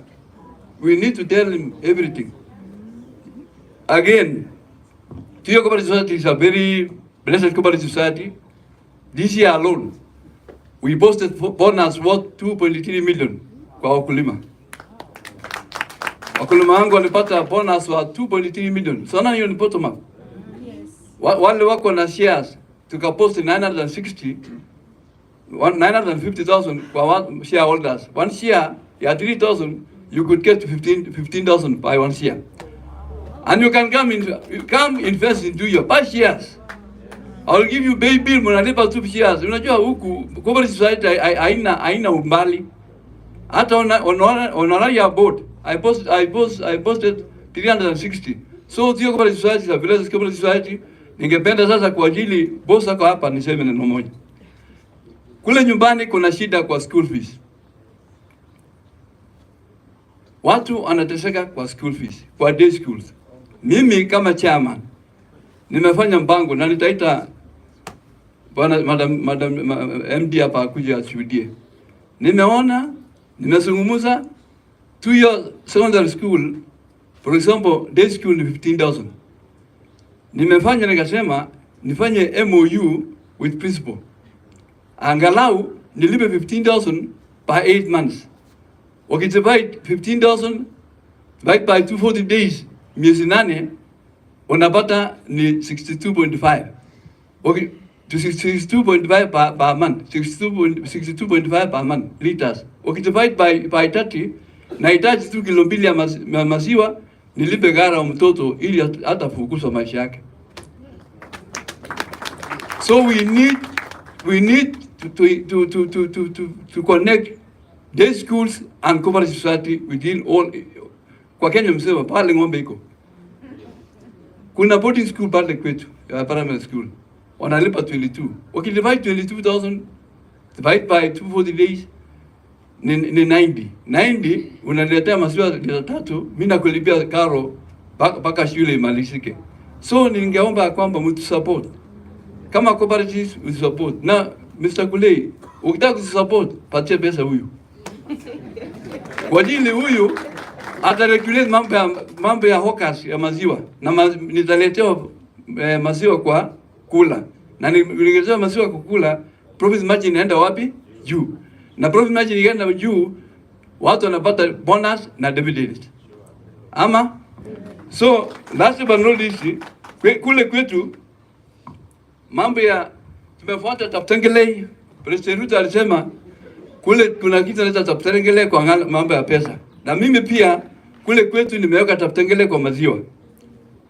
And I'll hand over this thing to MD ili aone. Kwa ajili this one utakuta kwamba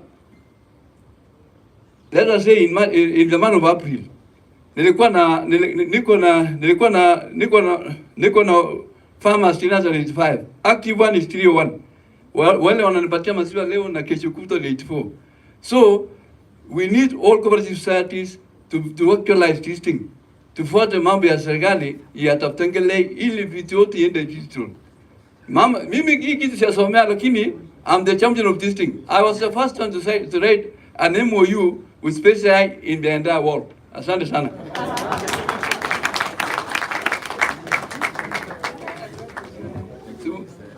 Rama, nipige picha na Aya, piga picha. Aya, tunaomba presidential advisor aje na chairman. Chairman, kindly just come. Chairman and professor. Haya.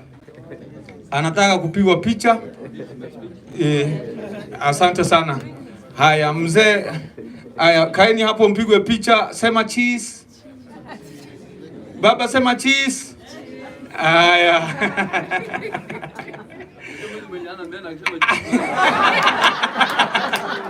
So asanteni sana.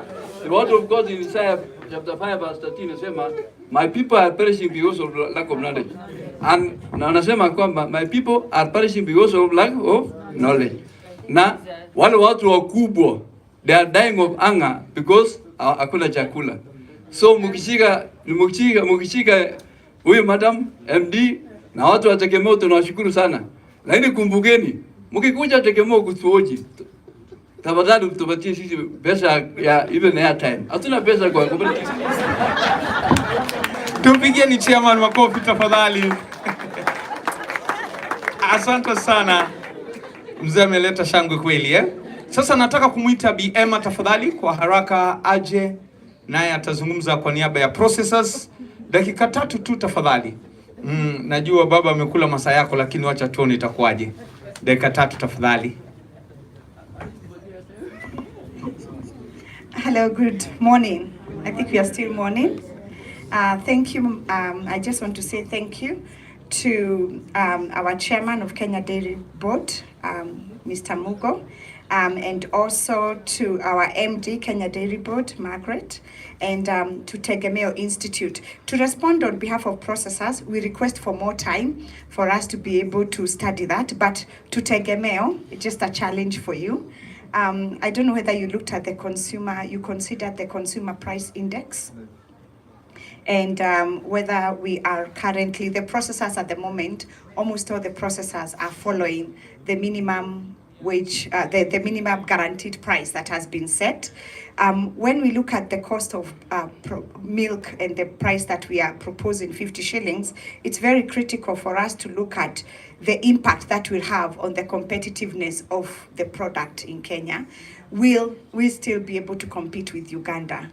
where the prices are low. At the moment, whenever we increase the prices, the product is not moving. So it's very critical in the study, maybe they can do an addendum, Margaret, for them to be able to check what would be the whole value chain. We propose that we have an approach from grass, I hope I don't rap, to glass. Grass to glass, from the farmer to the consumer, because what is happening at the moment with inflation and the consumer index, we are seeing the basket value of the consumers going up. Milk is actually at a threat of substitute. We are seeing schools are now moving from milk to uji because of the cost. So our request is for more time as processors to be able to study the report. In the meantime, can we look at the impact of that on the consumers? Back to Tegemeo, I think on the report, you expressed your concerns as to whether the processors would be able on their own basis to comply with the minimum prices. At the moment, all the processors are paying above the guaranteed minimum price. I don't think any of us is paying 33 shillings. We are all above that. So there's more dynamics of market forces, demand and supply, and that's not been mentioned in the report that you have mentioned. So it's very critical that we also look at how do we increase the consumption of the dairy products and what is the break-even point at which the consumers are going to shift to substitute. So that we also, as we are looking at the whole value chain, we also consider the cost of production. It would be nice for you to have added an addendum on the cost of production on the factory level. And if you add the cost of production, what will be the impact of an increased farmer price and how will the consumers react to that? Will the consumers assimilate the increased prices, or what does that mean for us? Otherwise, at the moment, the borders are open and we wonder what the impact that would be on the shelves. If you look at the supermarket, the cost of the dairy sector, milk prices has been going down. In the past, right now, the prices are really dipped, and we just struggle about the balance and the economics of it. So we look forward to a further closed-door engagement. Thank you very much. Asante sana. Kindly give him a round of applause once again. Thank you.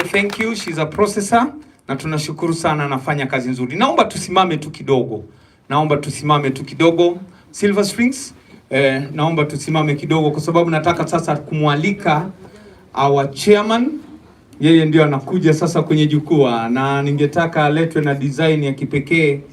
Ataletwa na wanaume peke yake. Wanaume semeni ahi. Wanaume ahi. All the ladies, can you say oea? All the ladies, can you say All the ladies, can you say mutadu? Haya. So chairman, tunataka kumleta, ninatumai bendi wako tayari, watatuongoza vile watakavyomleta kwenye jukwaa. Twende kazi. Silver Springs, this is your time.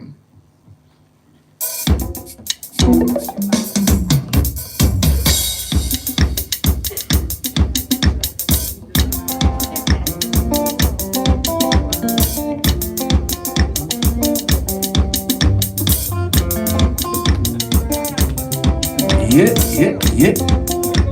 Wanaume wako wapi, si ndio? Wanamleta, si ndio? Chairman mwenyewe akwe mbele, wanaume wamfuate, si ndio? Ako wapi chairman? Macho ine, follow me. Follow. Wanaume, follow the leader, follow. Masaika Yesu kachiranga jenda. Masaika Yesu kachiranga jenda. Hallelujah, kachiranga jenda. Hallelujah, kachiranga jenda. Tinguluta Yesu anje kachiranga jenda bayaye. Tinguluta Yesu kachiranga jenda. Hallelujah, kachiranga jenda. Hallelujah. Yesu mulaiko, aninda kaize, Yesu mulaiko. Aya, piga makofi ya Kiluya sasa. Ale, sema. Wapi wanaume? Wanaume kujeni bwana, kujeni. Tunaenda. Tunawachukua huko, si ndio? Wanaume ingia. Kama uko karibu na mzungu translate. You can join the line. Follow the leader, follow. Follow the leader. Ogai wako ne monene. Ne monene. Morata ne monene. Gai wako ne gai.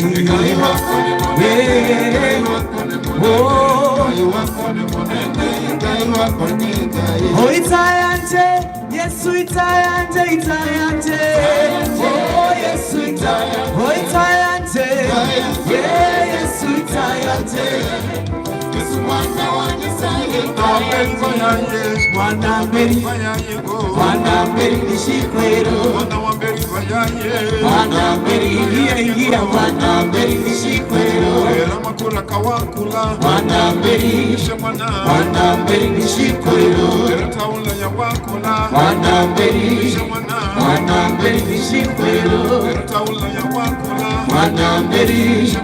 Mwana mberi nishikwero. Aya, 1, 2, 3, kamata. Wapi makofi ya chairman? Asante sana mwenyekiti, tunakaribisha tena useme na wakulima pamoja na processors wetu na wale ambao wanawasaidia. Thank you so much. Karibu. An advisor to the president, the board, members of Kenya Dairy Board, CEOs led by our own CEO Margaret Kibogi, Tegemeo Institute, scholars, farmers, and invited guests. Good morning. Happy to be with you today. Goodness is that today is not my day. We had the CS with us, was the guest of honor, who as the dean received most of what we needed to pass to him, to the government, on behalf of the government. We have the PS with us, who took with him whatever he needed to. We have the ear to the president, masikio ya president. Sisi hao watafikisha direct.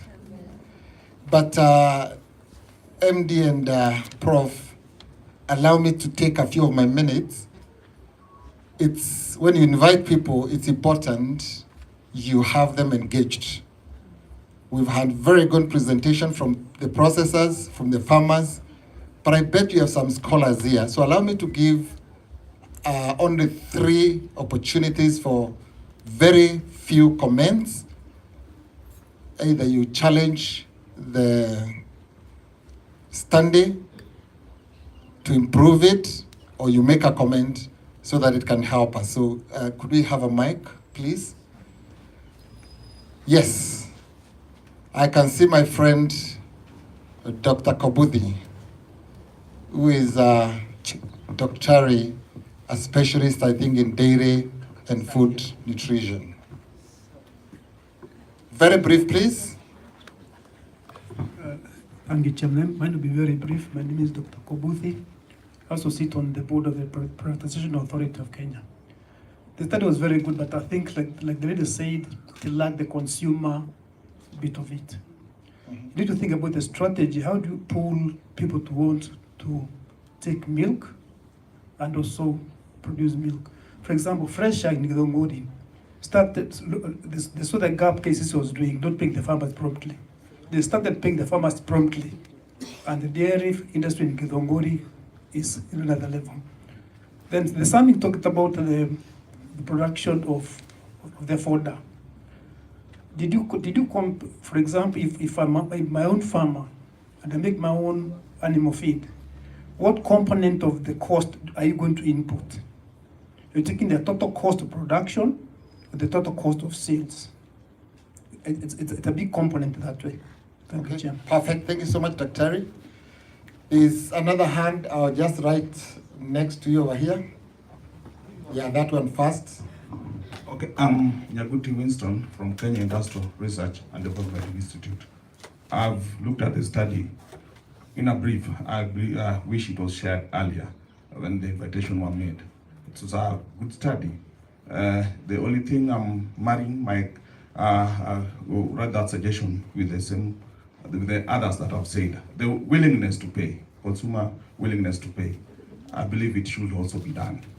Another aspect is on the value addition, because you see, dairy animals depend on more of animal feed. And this animal feed, when we carry out the training, we've realized that the cost of even formulating and having the one bag of feed is never the same in Kenya nowadays. It's very, very, very expensive. The elements of volatility, price volatility, I hope it should be captured in, so that when we are doing the costing, we are so sure this is the cost of animal feed, so that doesn't, because from the look of things, I believe, okay, you can give credit to it, but I believe like 2 shillings ought to have been added at the cost of animal feed from my end. Otherwise, it's a good study, and kudos for you. Thank you so much. I know the scholars and within the stand they are picking those notes. Yeah, I'm John Gadogo from the Kenya Feed Association of Manufacturers. We are feed manufacturers. The study is very good, only that it lacks one component. We've agreed that the highest cost of production is feeds, and I've seen no input from the feed manufacturers. We could have given an opportunity to share, and maybe we can have added to the solutions or the possible areas that we can actually reduce the cost of feeds, either by ourselves or maybe government intervention in terms of policy or availability of alternative raw materials. So I think that's an area that we need to look at, maybe engage the industry, and then so I can actually have a wholesome way of looking at it. Thank you so much. We have, I think, the last person, and of course, we have a lady. If we go without a lady. My name is Keynote, and I will not repeat what my colleague said about this, because I'm in the feed industry, but also I now want to comment as a farmer, a dairy farmer. Now, if we sat here and looked at, first of all, I want to commend the study. Let me start there and say it highlighted key things, but then there is a major problem. If we sat here and I want the concurrence or lack of it from the dairy farmers in the room, if you feed a Frisian cow today, it will cost you 47 shillings, not what we saw there. And that is because you need to feed it 18 kilos of silage, 2 kilos of hay, etc., and a bit of napier. And I'm talking about a zero grazing situation. Earlier on, I was speaking to Mheshimiwa Moheka there as a farmer, and I was asking him, am I lost? I mean, I'm milking 27 cows, and I'm making zero money. And I get 48 shillings per liter of milk. Now, I am urging that these numbers are really looked at, and Margaret, who I know personally, I please want to urge you to review these numbers, because they do not reflect the actual position today. You must remember that when you have dairy cows and you're milking them, you've got something called young stock that is carried by the milkers. And by the time you factor that in, and if you make a mistake of going to our banks, you're in total loss. And I want you to know, Chairman, because you're one of us, I want you to remember that today we are totally unbanked. You cannot source any funds from the formal banking sector to run a dairy farm. You cannot. So I hope as we adopt this report, we revisit content, because if we go by this, and considering dairying is a numbers game, dairying is a volume thing, it's not a margin thing, which is why in the big markets in the world, nobody hates small scale farmers, but they don't exist. Because if you don't produce volume, you're out of dairying. So let's bear this in mind. Due respect to Tegemeo. Thank you so much. I would propose after this you have a chat with Tegemeo. Please have that engagement, because that sounds to be very, very resourceful. And then Tegemeo can give us some feedback in the closing of this standing. We have our lady. Thank you. Thank you for the opportunity. My name is Vilgona Ooko, the Director, Agriculture Information Resource Center. I want to echo what our farmer representative from the cooperative of Washingishu say.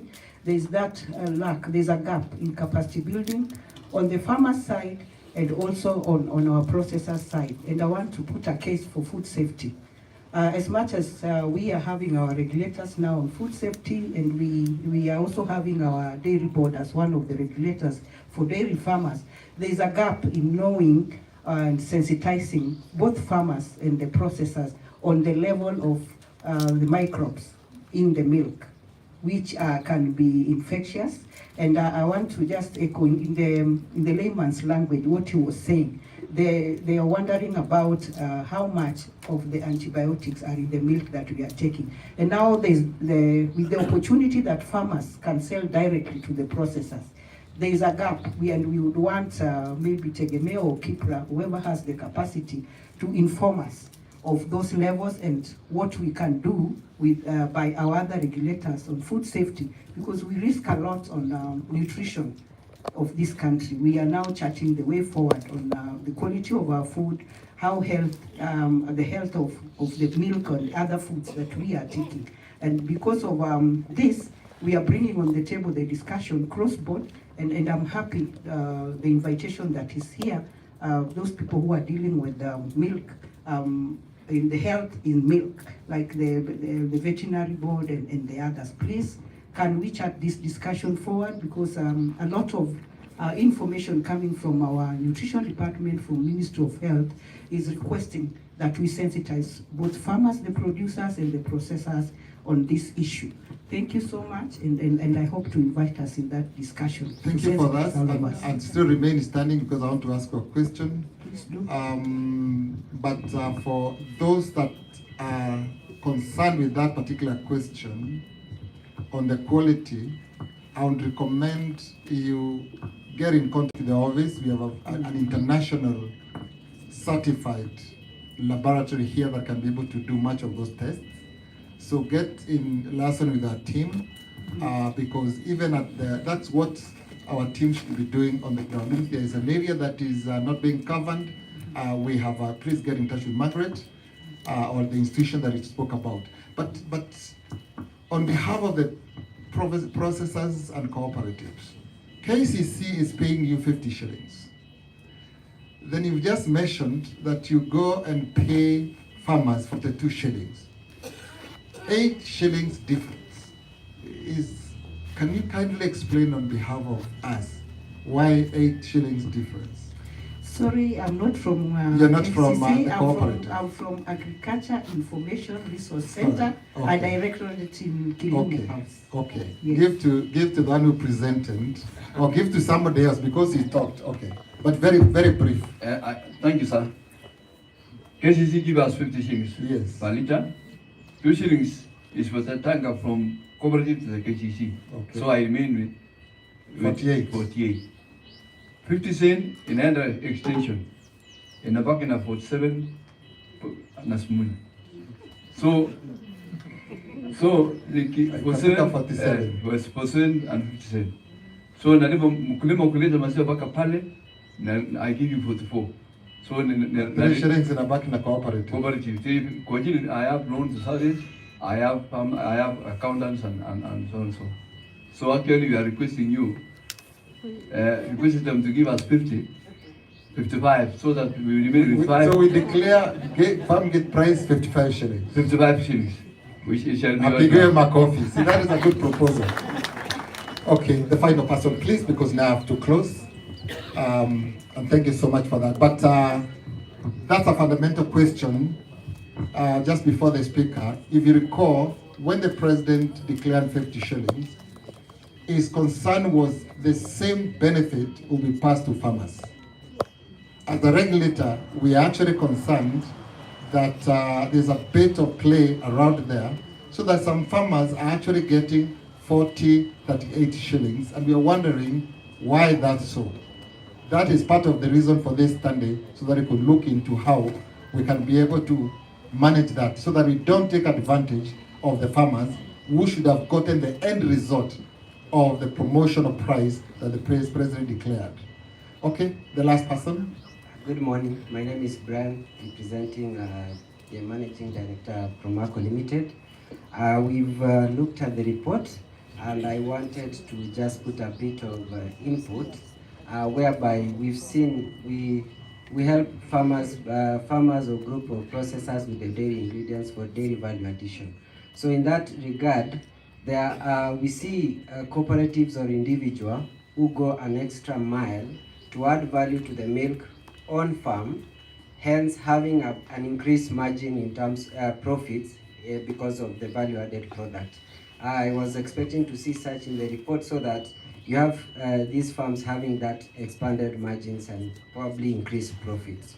Thank you. Thank you very much. You can bring back the mic.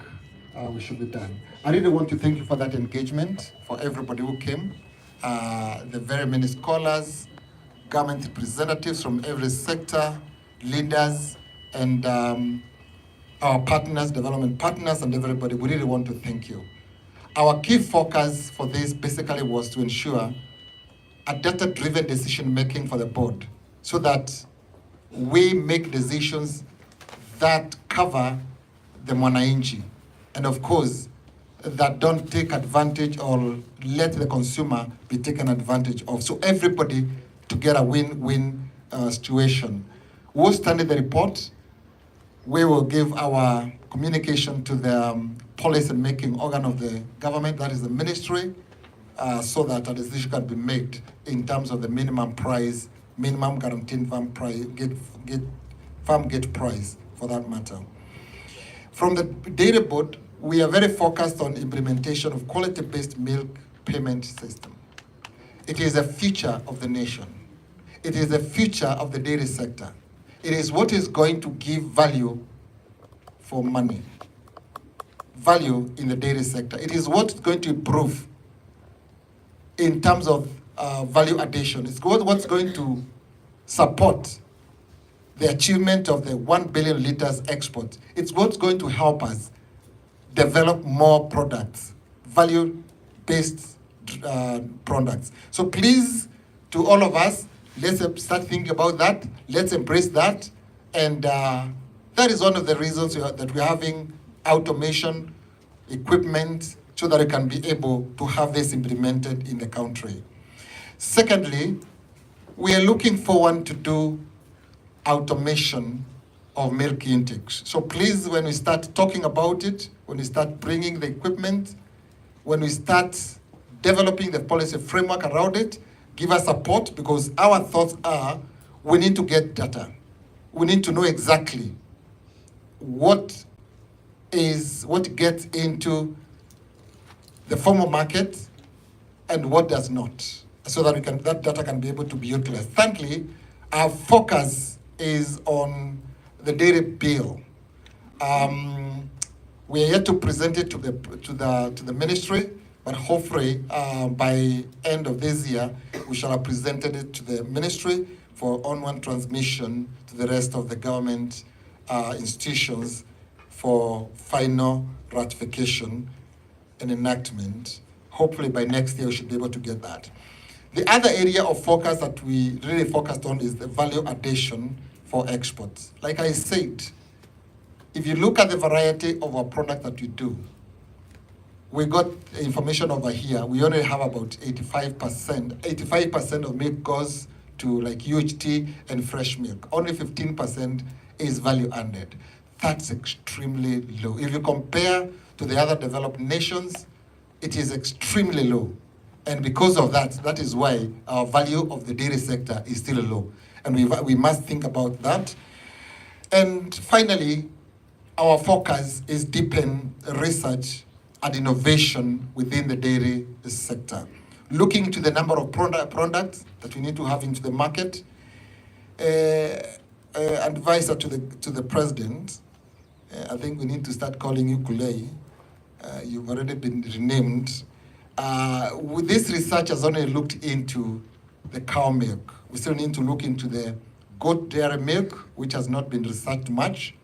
We still need to look into the camel milk, where you are an expert in terms of statistics around there, and of course, the value addition. So we still need a lot of resources for our partners so that our MD here can engage in more standing because we want to be a data-driven decision-making institution so that it can be able to be of benefit to the industry. Without much ado, I want to welcome our directors. You are introduced, but you can just stand. Kenya Dairy Board directors can just stand just for final introduction before I call the final. We can have introduction from the end.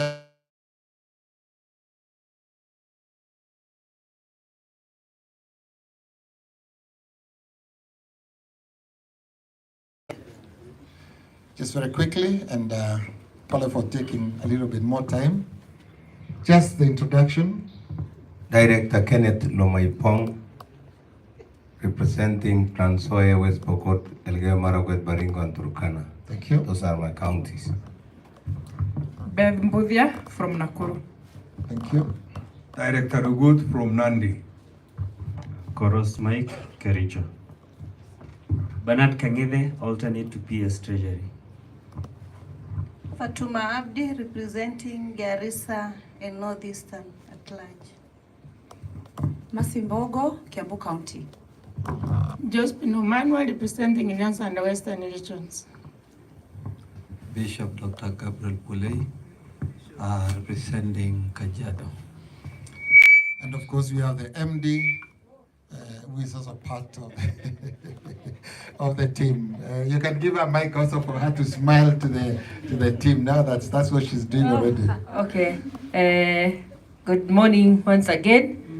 And I sit here as a secretary to the board. Thank you, Chair. Thank you so much for that.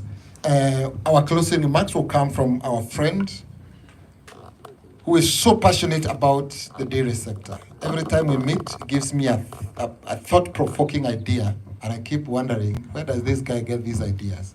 So one day he told me, I grew milking camels, and of course, when I got to graze, I would go and try to, wherever you need to, to suck the milk, so that I can be able to, 3 days in the field, you need to eat. What do you eat? And there's not much to eat there. Sometimes you have to do what you need to do on the camel to suckle like a calf, which I also did at some stage. And in addition to that, he's actually a specialist in animal nutrition, and on top of that, camel milk. Allow me to welcome the advisor to the president, Professor Gulie, to do the closing remarks for us. Karibu sana. Please give him a clap. Mpigieni makofi. Asante sana Profesa. Hata mimi hanifurahi kukuona. Hanikuja. Haye. Asante sana. Pigieni tena Profesa makofi haye. Asante sana. Thank you very much. Chair, the MD, Margaret, the board members of Kenya Dairy Board, the Tegemeo Institute, the director, Professor Obare, and Lillian and team. Most of you don't know that I'm part of Egerton University. And Tegemeo is actually one of our institutes which we started many decades back by Juma Logogo and company for purposes of helping the agricultural sector with relevant policies, data-driven research decisions, policy decisions. And we purposely stationed it in Nairobi to serve the whole country. And I'm proud to be associated with Tegemeo. What most of you don't know is I'm a staff member of Egerton University, where I've been for nearly 25 years. And so I'm from the Department of Animal Science, and one of the courses that I used to teach is actually dairy. And so thank you, Tegemeo, for the report. I also want to recognize all the farmers that are here. Actually, I should have started recognizing them first, because they're the ones who feed this nation. And during celebrations, we need to give farmers accolades.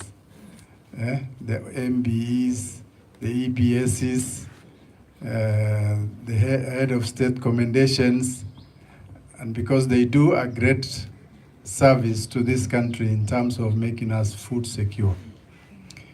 Other distinguished guests present, good morning. I don't want to say much. I think we have just been given highlights of our report that has been commissioned by Kenya Dairy Board. And I think the report had a specific objective, and that was to look at what are the costs of producing milk in this country. And they had specific TORs. And therefore, I have had a number of people saying, oh, we should have had this, we should have had that. It all depends with the terms of references. And I think Kenya Dairy Board had one intention, which was formulated into a study by the team, and for which we are having a report. If there are any additional information that we require, probably we can see how to formulate subsequent studies in terms of trying to ensure that we get an all-round picture of what is the cost of production in terms of milk in this country. And I think the report has been submitted. We will look at the report. The Kenya Dairy Board, who commissioned the study, the board will, I believe, retreat and reflect on the report and come with proper recommendations and to the ministry. And from where I sit in the executive office of the president, we will also be looking at the same report. And ultimately, we will make a decision that is going to be, that will be in accordance with the findings of the report and with the realities of the day also. And I think that will be where I will want to stop that at that. But feed has emerged as a major challenge. That is a major contributor or driver of the cost of milk production in this country. Is it something we didn't expect? Anybody who didn't expect that? We all knew, isn't it? So, but then, when it comes to breed selection, anybody who has a small piece of land looks for black and white. Sindio? Uko na kashamba kidogo, eka 2, eka 3, eka 5, eka 10, unataka kuweka ng'ombe ya maziwa. What do you think about black and white? In dairy production, when we were teaching at the university, particularly in Egerton, there was a specific topic called breed selection. Just because you have a farm doesn't mean you can keep any dairy cow. And this is the challenge we have in this, highlighted in this report. We have a lot of black and whites, but what is the average yield even in the modern farm or model farms that you said? It's about 10 liters, isn't it? Huh?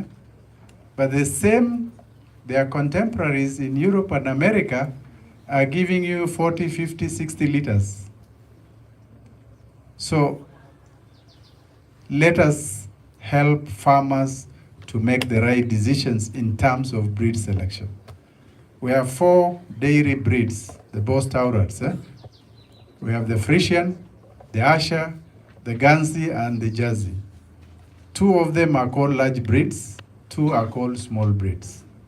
The Frisian, the Asher are the large breeds, the Jersey, the Guernsey are the smaller breeds. In terms of milk production, it is Frisian, Asher, Guernsey, Jersey.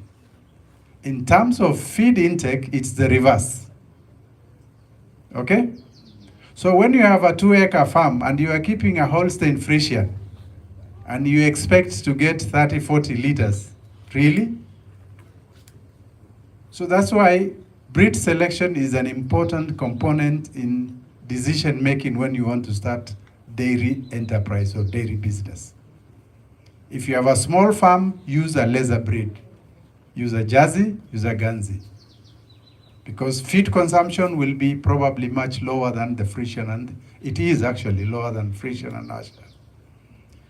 And for that, the cost of producing that milk will be more efficient than when you keep a Frisian in a very miserable environment.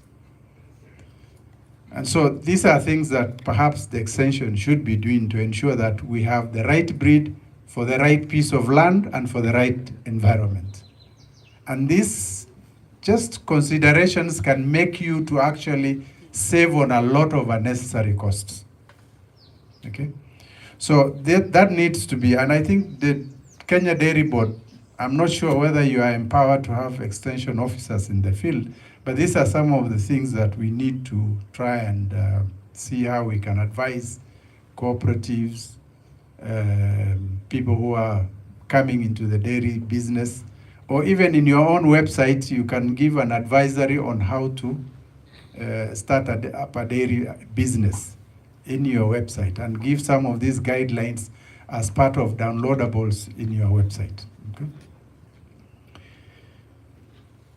I have looked at the feed issue and I was wondering what role can cooperatives, the dairy cooperatives, play? People are saying Githunguri has become successful. Yes, they have developed a model whereby they are giving feeds to their farmers. Can we extend this to the other cooperatives so that you make animal feed a value chain by itself, a commodity that you can trade in?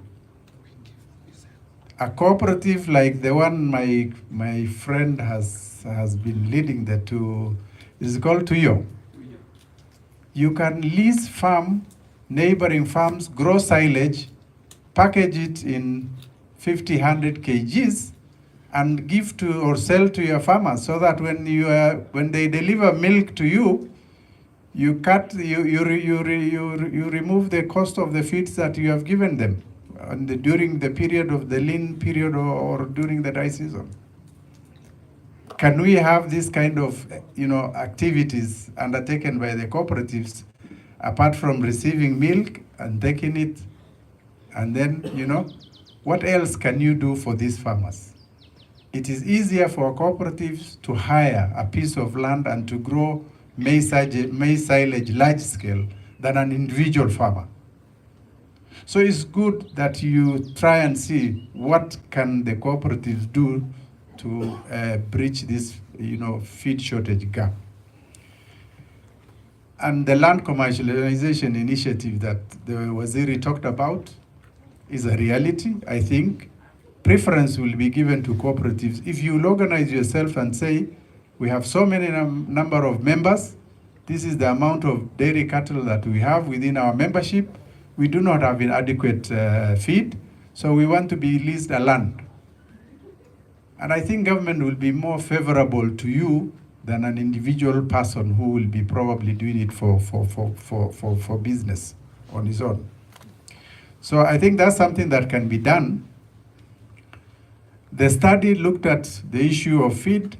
I think even the model farms who are able to produce feed and give to the animals, still those animals are not yielding their potential. And I was wondering, can we have a subsequent study on nutrient balance? Is what we are feeding to these cows the required nutrients? Does it meet the nutrient requirements of the animals? Because we have, recommended standards in terms of energy and protein. What the lactating animal that is giving a certain amount of milk is supposed to be getting on a daily basis. This feed that is being offered, does it provide the necessary nutrients required by that animal yielding that amount of milk? So there is a nutrient balance study that probably needs to follow, to be done, to see whether there is a problem with the feed itself or there is something else. Okay? So probably that's an interesting PhD topic. Professor Obare can suggest with his colleagues to elucidate really is what our farmers are feeding the animals and the nutrients that the animals require in terms of milk production, is it matching or is there a mismatch? And finally, even as we make a lot of efforts to try and increase milk yield in the country, if we don't make similar efforts in terms of marketing, then we will have a challenge. There will be a backlash, isn't it? Just like we are now almost facing a backlash in maize, you know. We have moved from 40-something million bags to now almost 70 plus. And all of a sudden now, Uganda used to give us maize, but now people have started scouting from Uganda and Kenya to buy our maize back to Uganda. Sindio? So we must find a way of marketing this excess milk that will come into the markets after we increase our production. Because if we don't do that, then it will send a negative signal back. And you will start saying dairy is not profitable.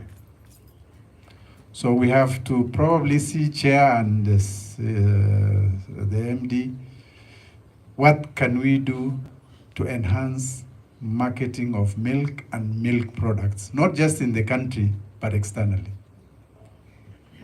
I remember I used to go to Nigeria a lot once in a while, Ghana, when I was especially in the university. They have no milk. They have no milk. And it's amazing. We have a surplus milk here and they have shortage there. And they depend on dairy products from Europe to meet some of their demands there. And I believe this current opening up of markets across the continent is something that we need to take advantage of as a country. And we hope that when our Baba goes to AU, he will be able to even facilitate this business trade within Africa much faster, isn't it? So I think we need to look at how can we open up more markets. There are instances where we need to have inter-country, inter-government engagements, and this is where now the government can come in to try and open up, engagements in other countries to see how we can sell our products. Even here in Congo, next door, I don't think they have enough dairy cattle to give them enough milk for their population. And we do lots of trade with them, isn't it? So these are some of the markets that we must put a lot of emphasis, as much as we are putting on the lower side of the value chain in terms of productivity. We need to put equal efforts in terms of marketing the products that we... Then you can now ask manufacturers, these are the markets, can you offload either? Can you take more from the farmers? And so that is the only way we can sustain these increased yields if we are to ensure that the industry becomes profitable and self-sustaining. So with those remarks, I think I'm happy to have been here. It's been a pleasure to interact with a number of colleagues here, and I look forward to more discussions, particularly on the report and implementation of the key recommendations of the report. Asanteni sana. Thank you. Tumpigieni makofi tena. Asante sana, the Presidential Advisor on Matters Livestock. Tunashukuru sana. Ningependa kusema ya kwamba maziwa ni kitu muhimu sana kwa mwili ya mwanadamu. Si ni kweli? Unajua nilikuja kugundua majeshi ama maaskari wetu wametumia maziwa sana. Sasa wakisimama hata kwa parade wanaongea kama mbuzi. Unasikia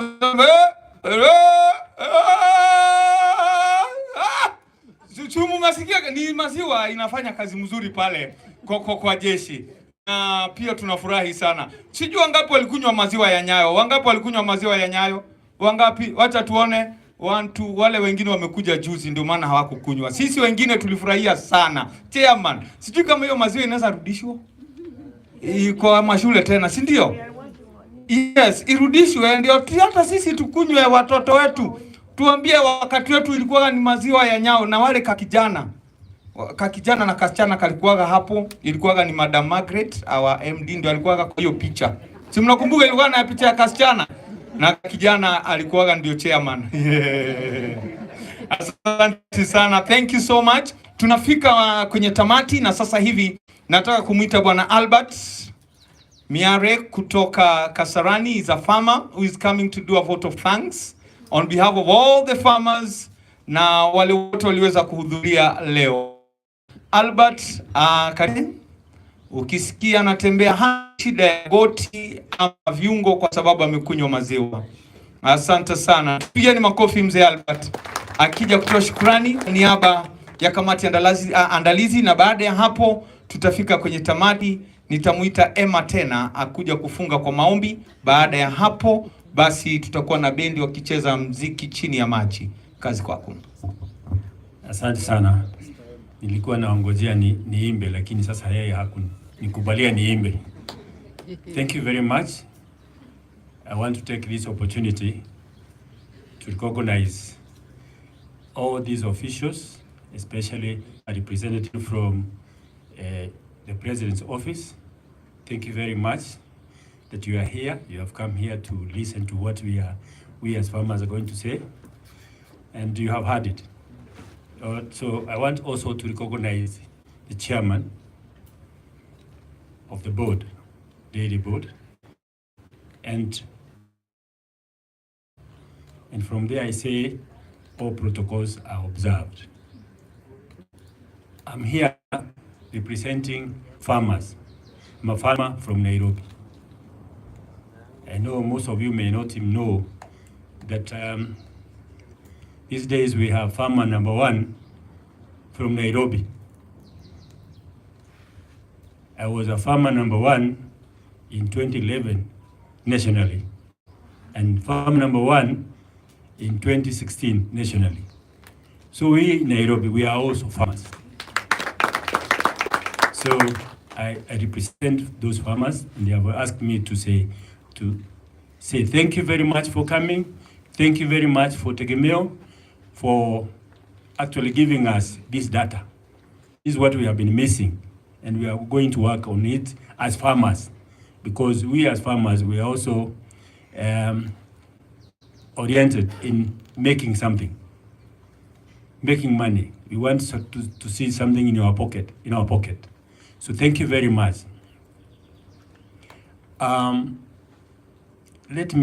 me to comment on what the representative from the President's office said. We have animals from Carlo, Naivasha. This is an animal crossbreed of Saiwa and Fresian, and is giving us good product, giving us enough milk, at least not less than 30 liters per cow. In terms of feed consumption, it's very low. Palatability of that animal is very good. And we are hoping, and we have recommended, especially us in Nairobi, we go for that animal. Because that animal can also resist diseases, can also minimize our cost of feeds. And these are some of the areas that we, as a government, we need to look at it. And finally, we be allowed as farmers to buy those animals from Carlo. We are the consumers of that research, but we are not allowed to buy. See how we can be assisted. Thank you very much. Allow me to say thank you for coming, and we are happy. We as farmers, we take everything, and we are going to give support to the nation by producing enough milk. Thank you. Thank you so much. Tumpigeni makofi. Na sasa nitaomba tusimame ninapomwita Bi Emma. Yeye ndiye alikuwa kuhani siku ya leo na ndiye atakayemaliza. Anapokuja kuna wimbo uliimbwa na Eric Wainaina. Nitamaliza na hiyo wimbo. Don't just play the keyboard, I'll just sing. Inaimbwa.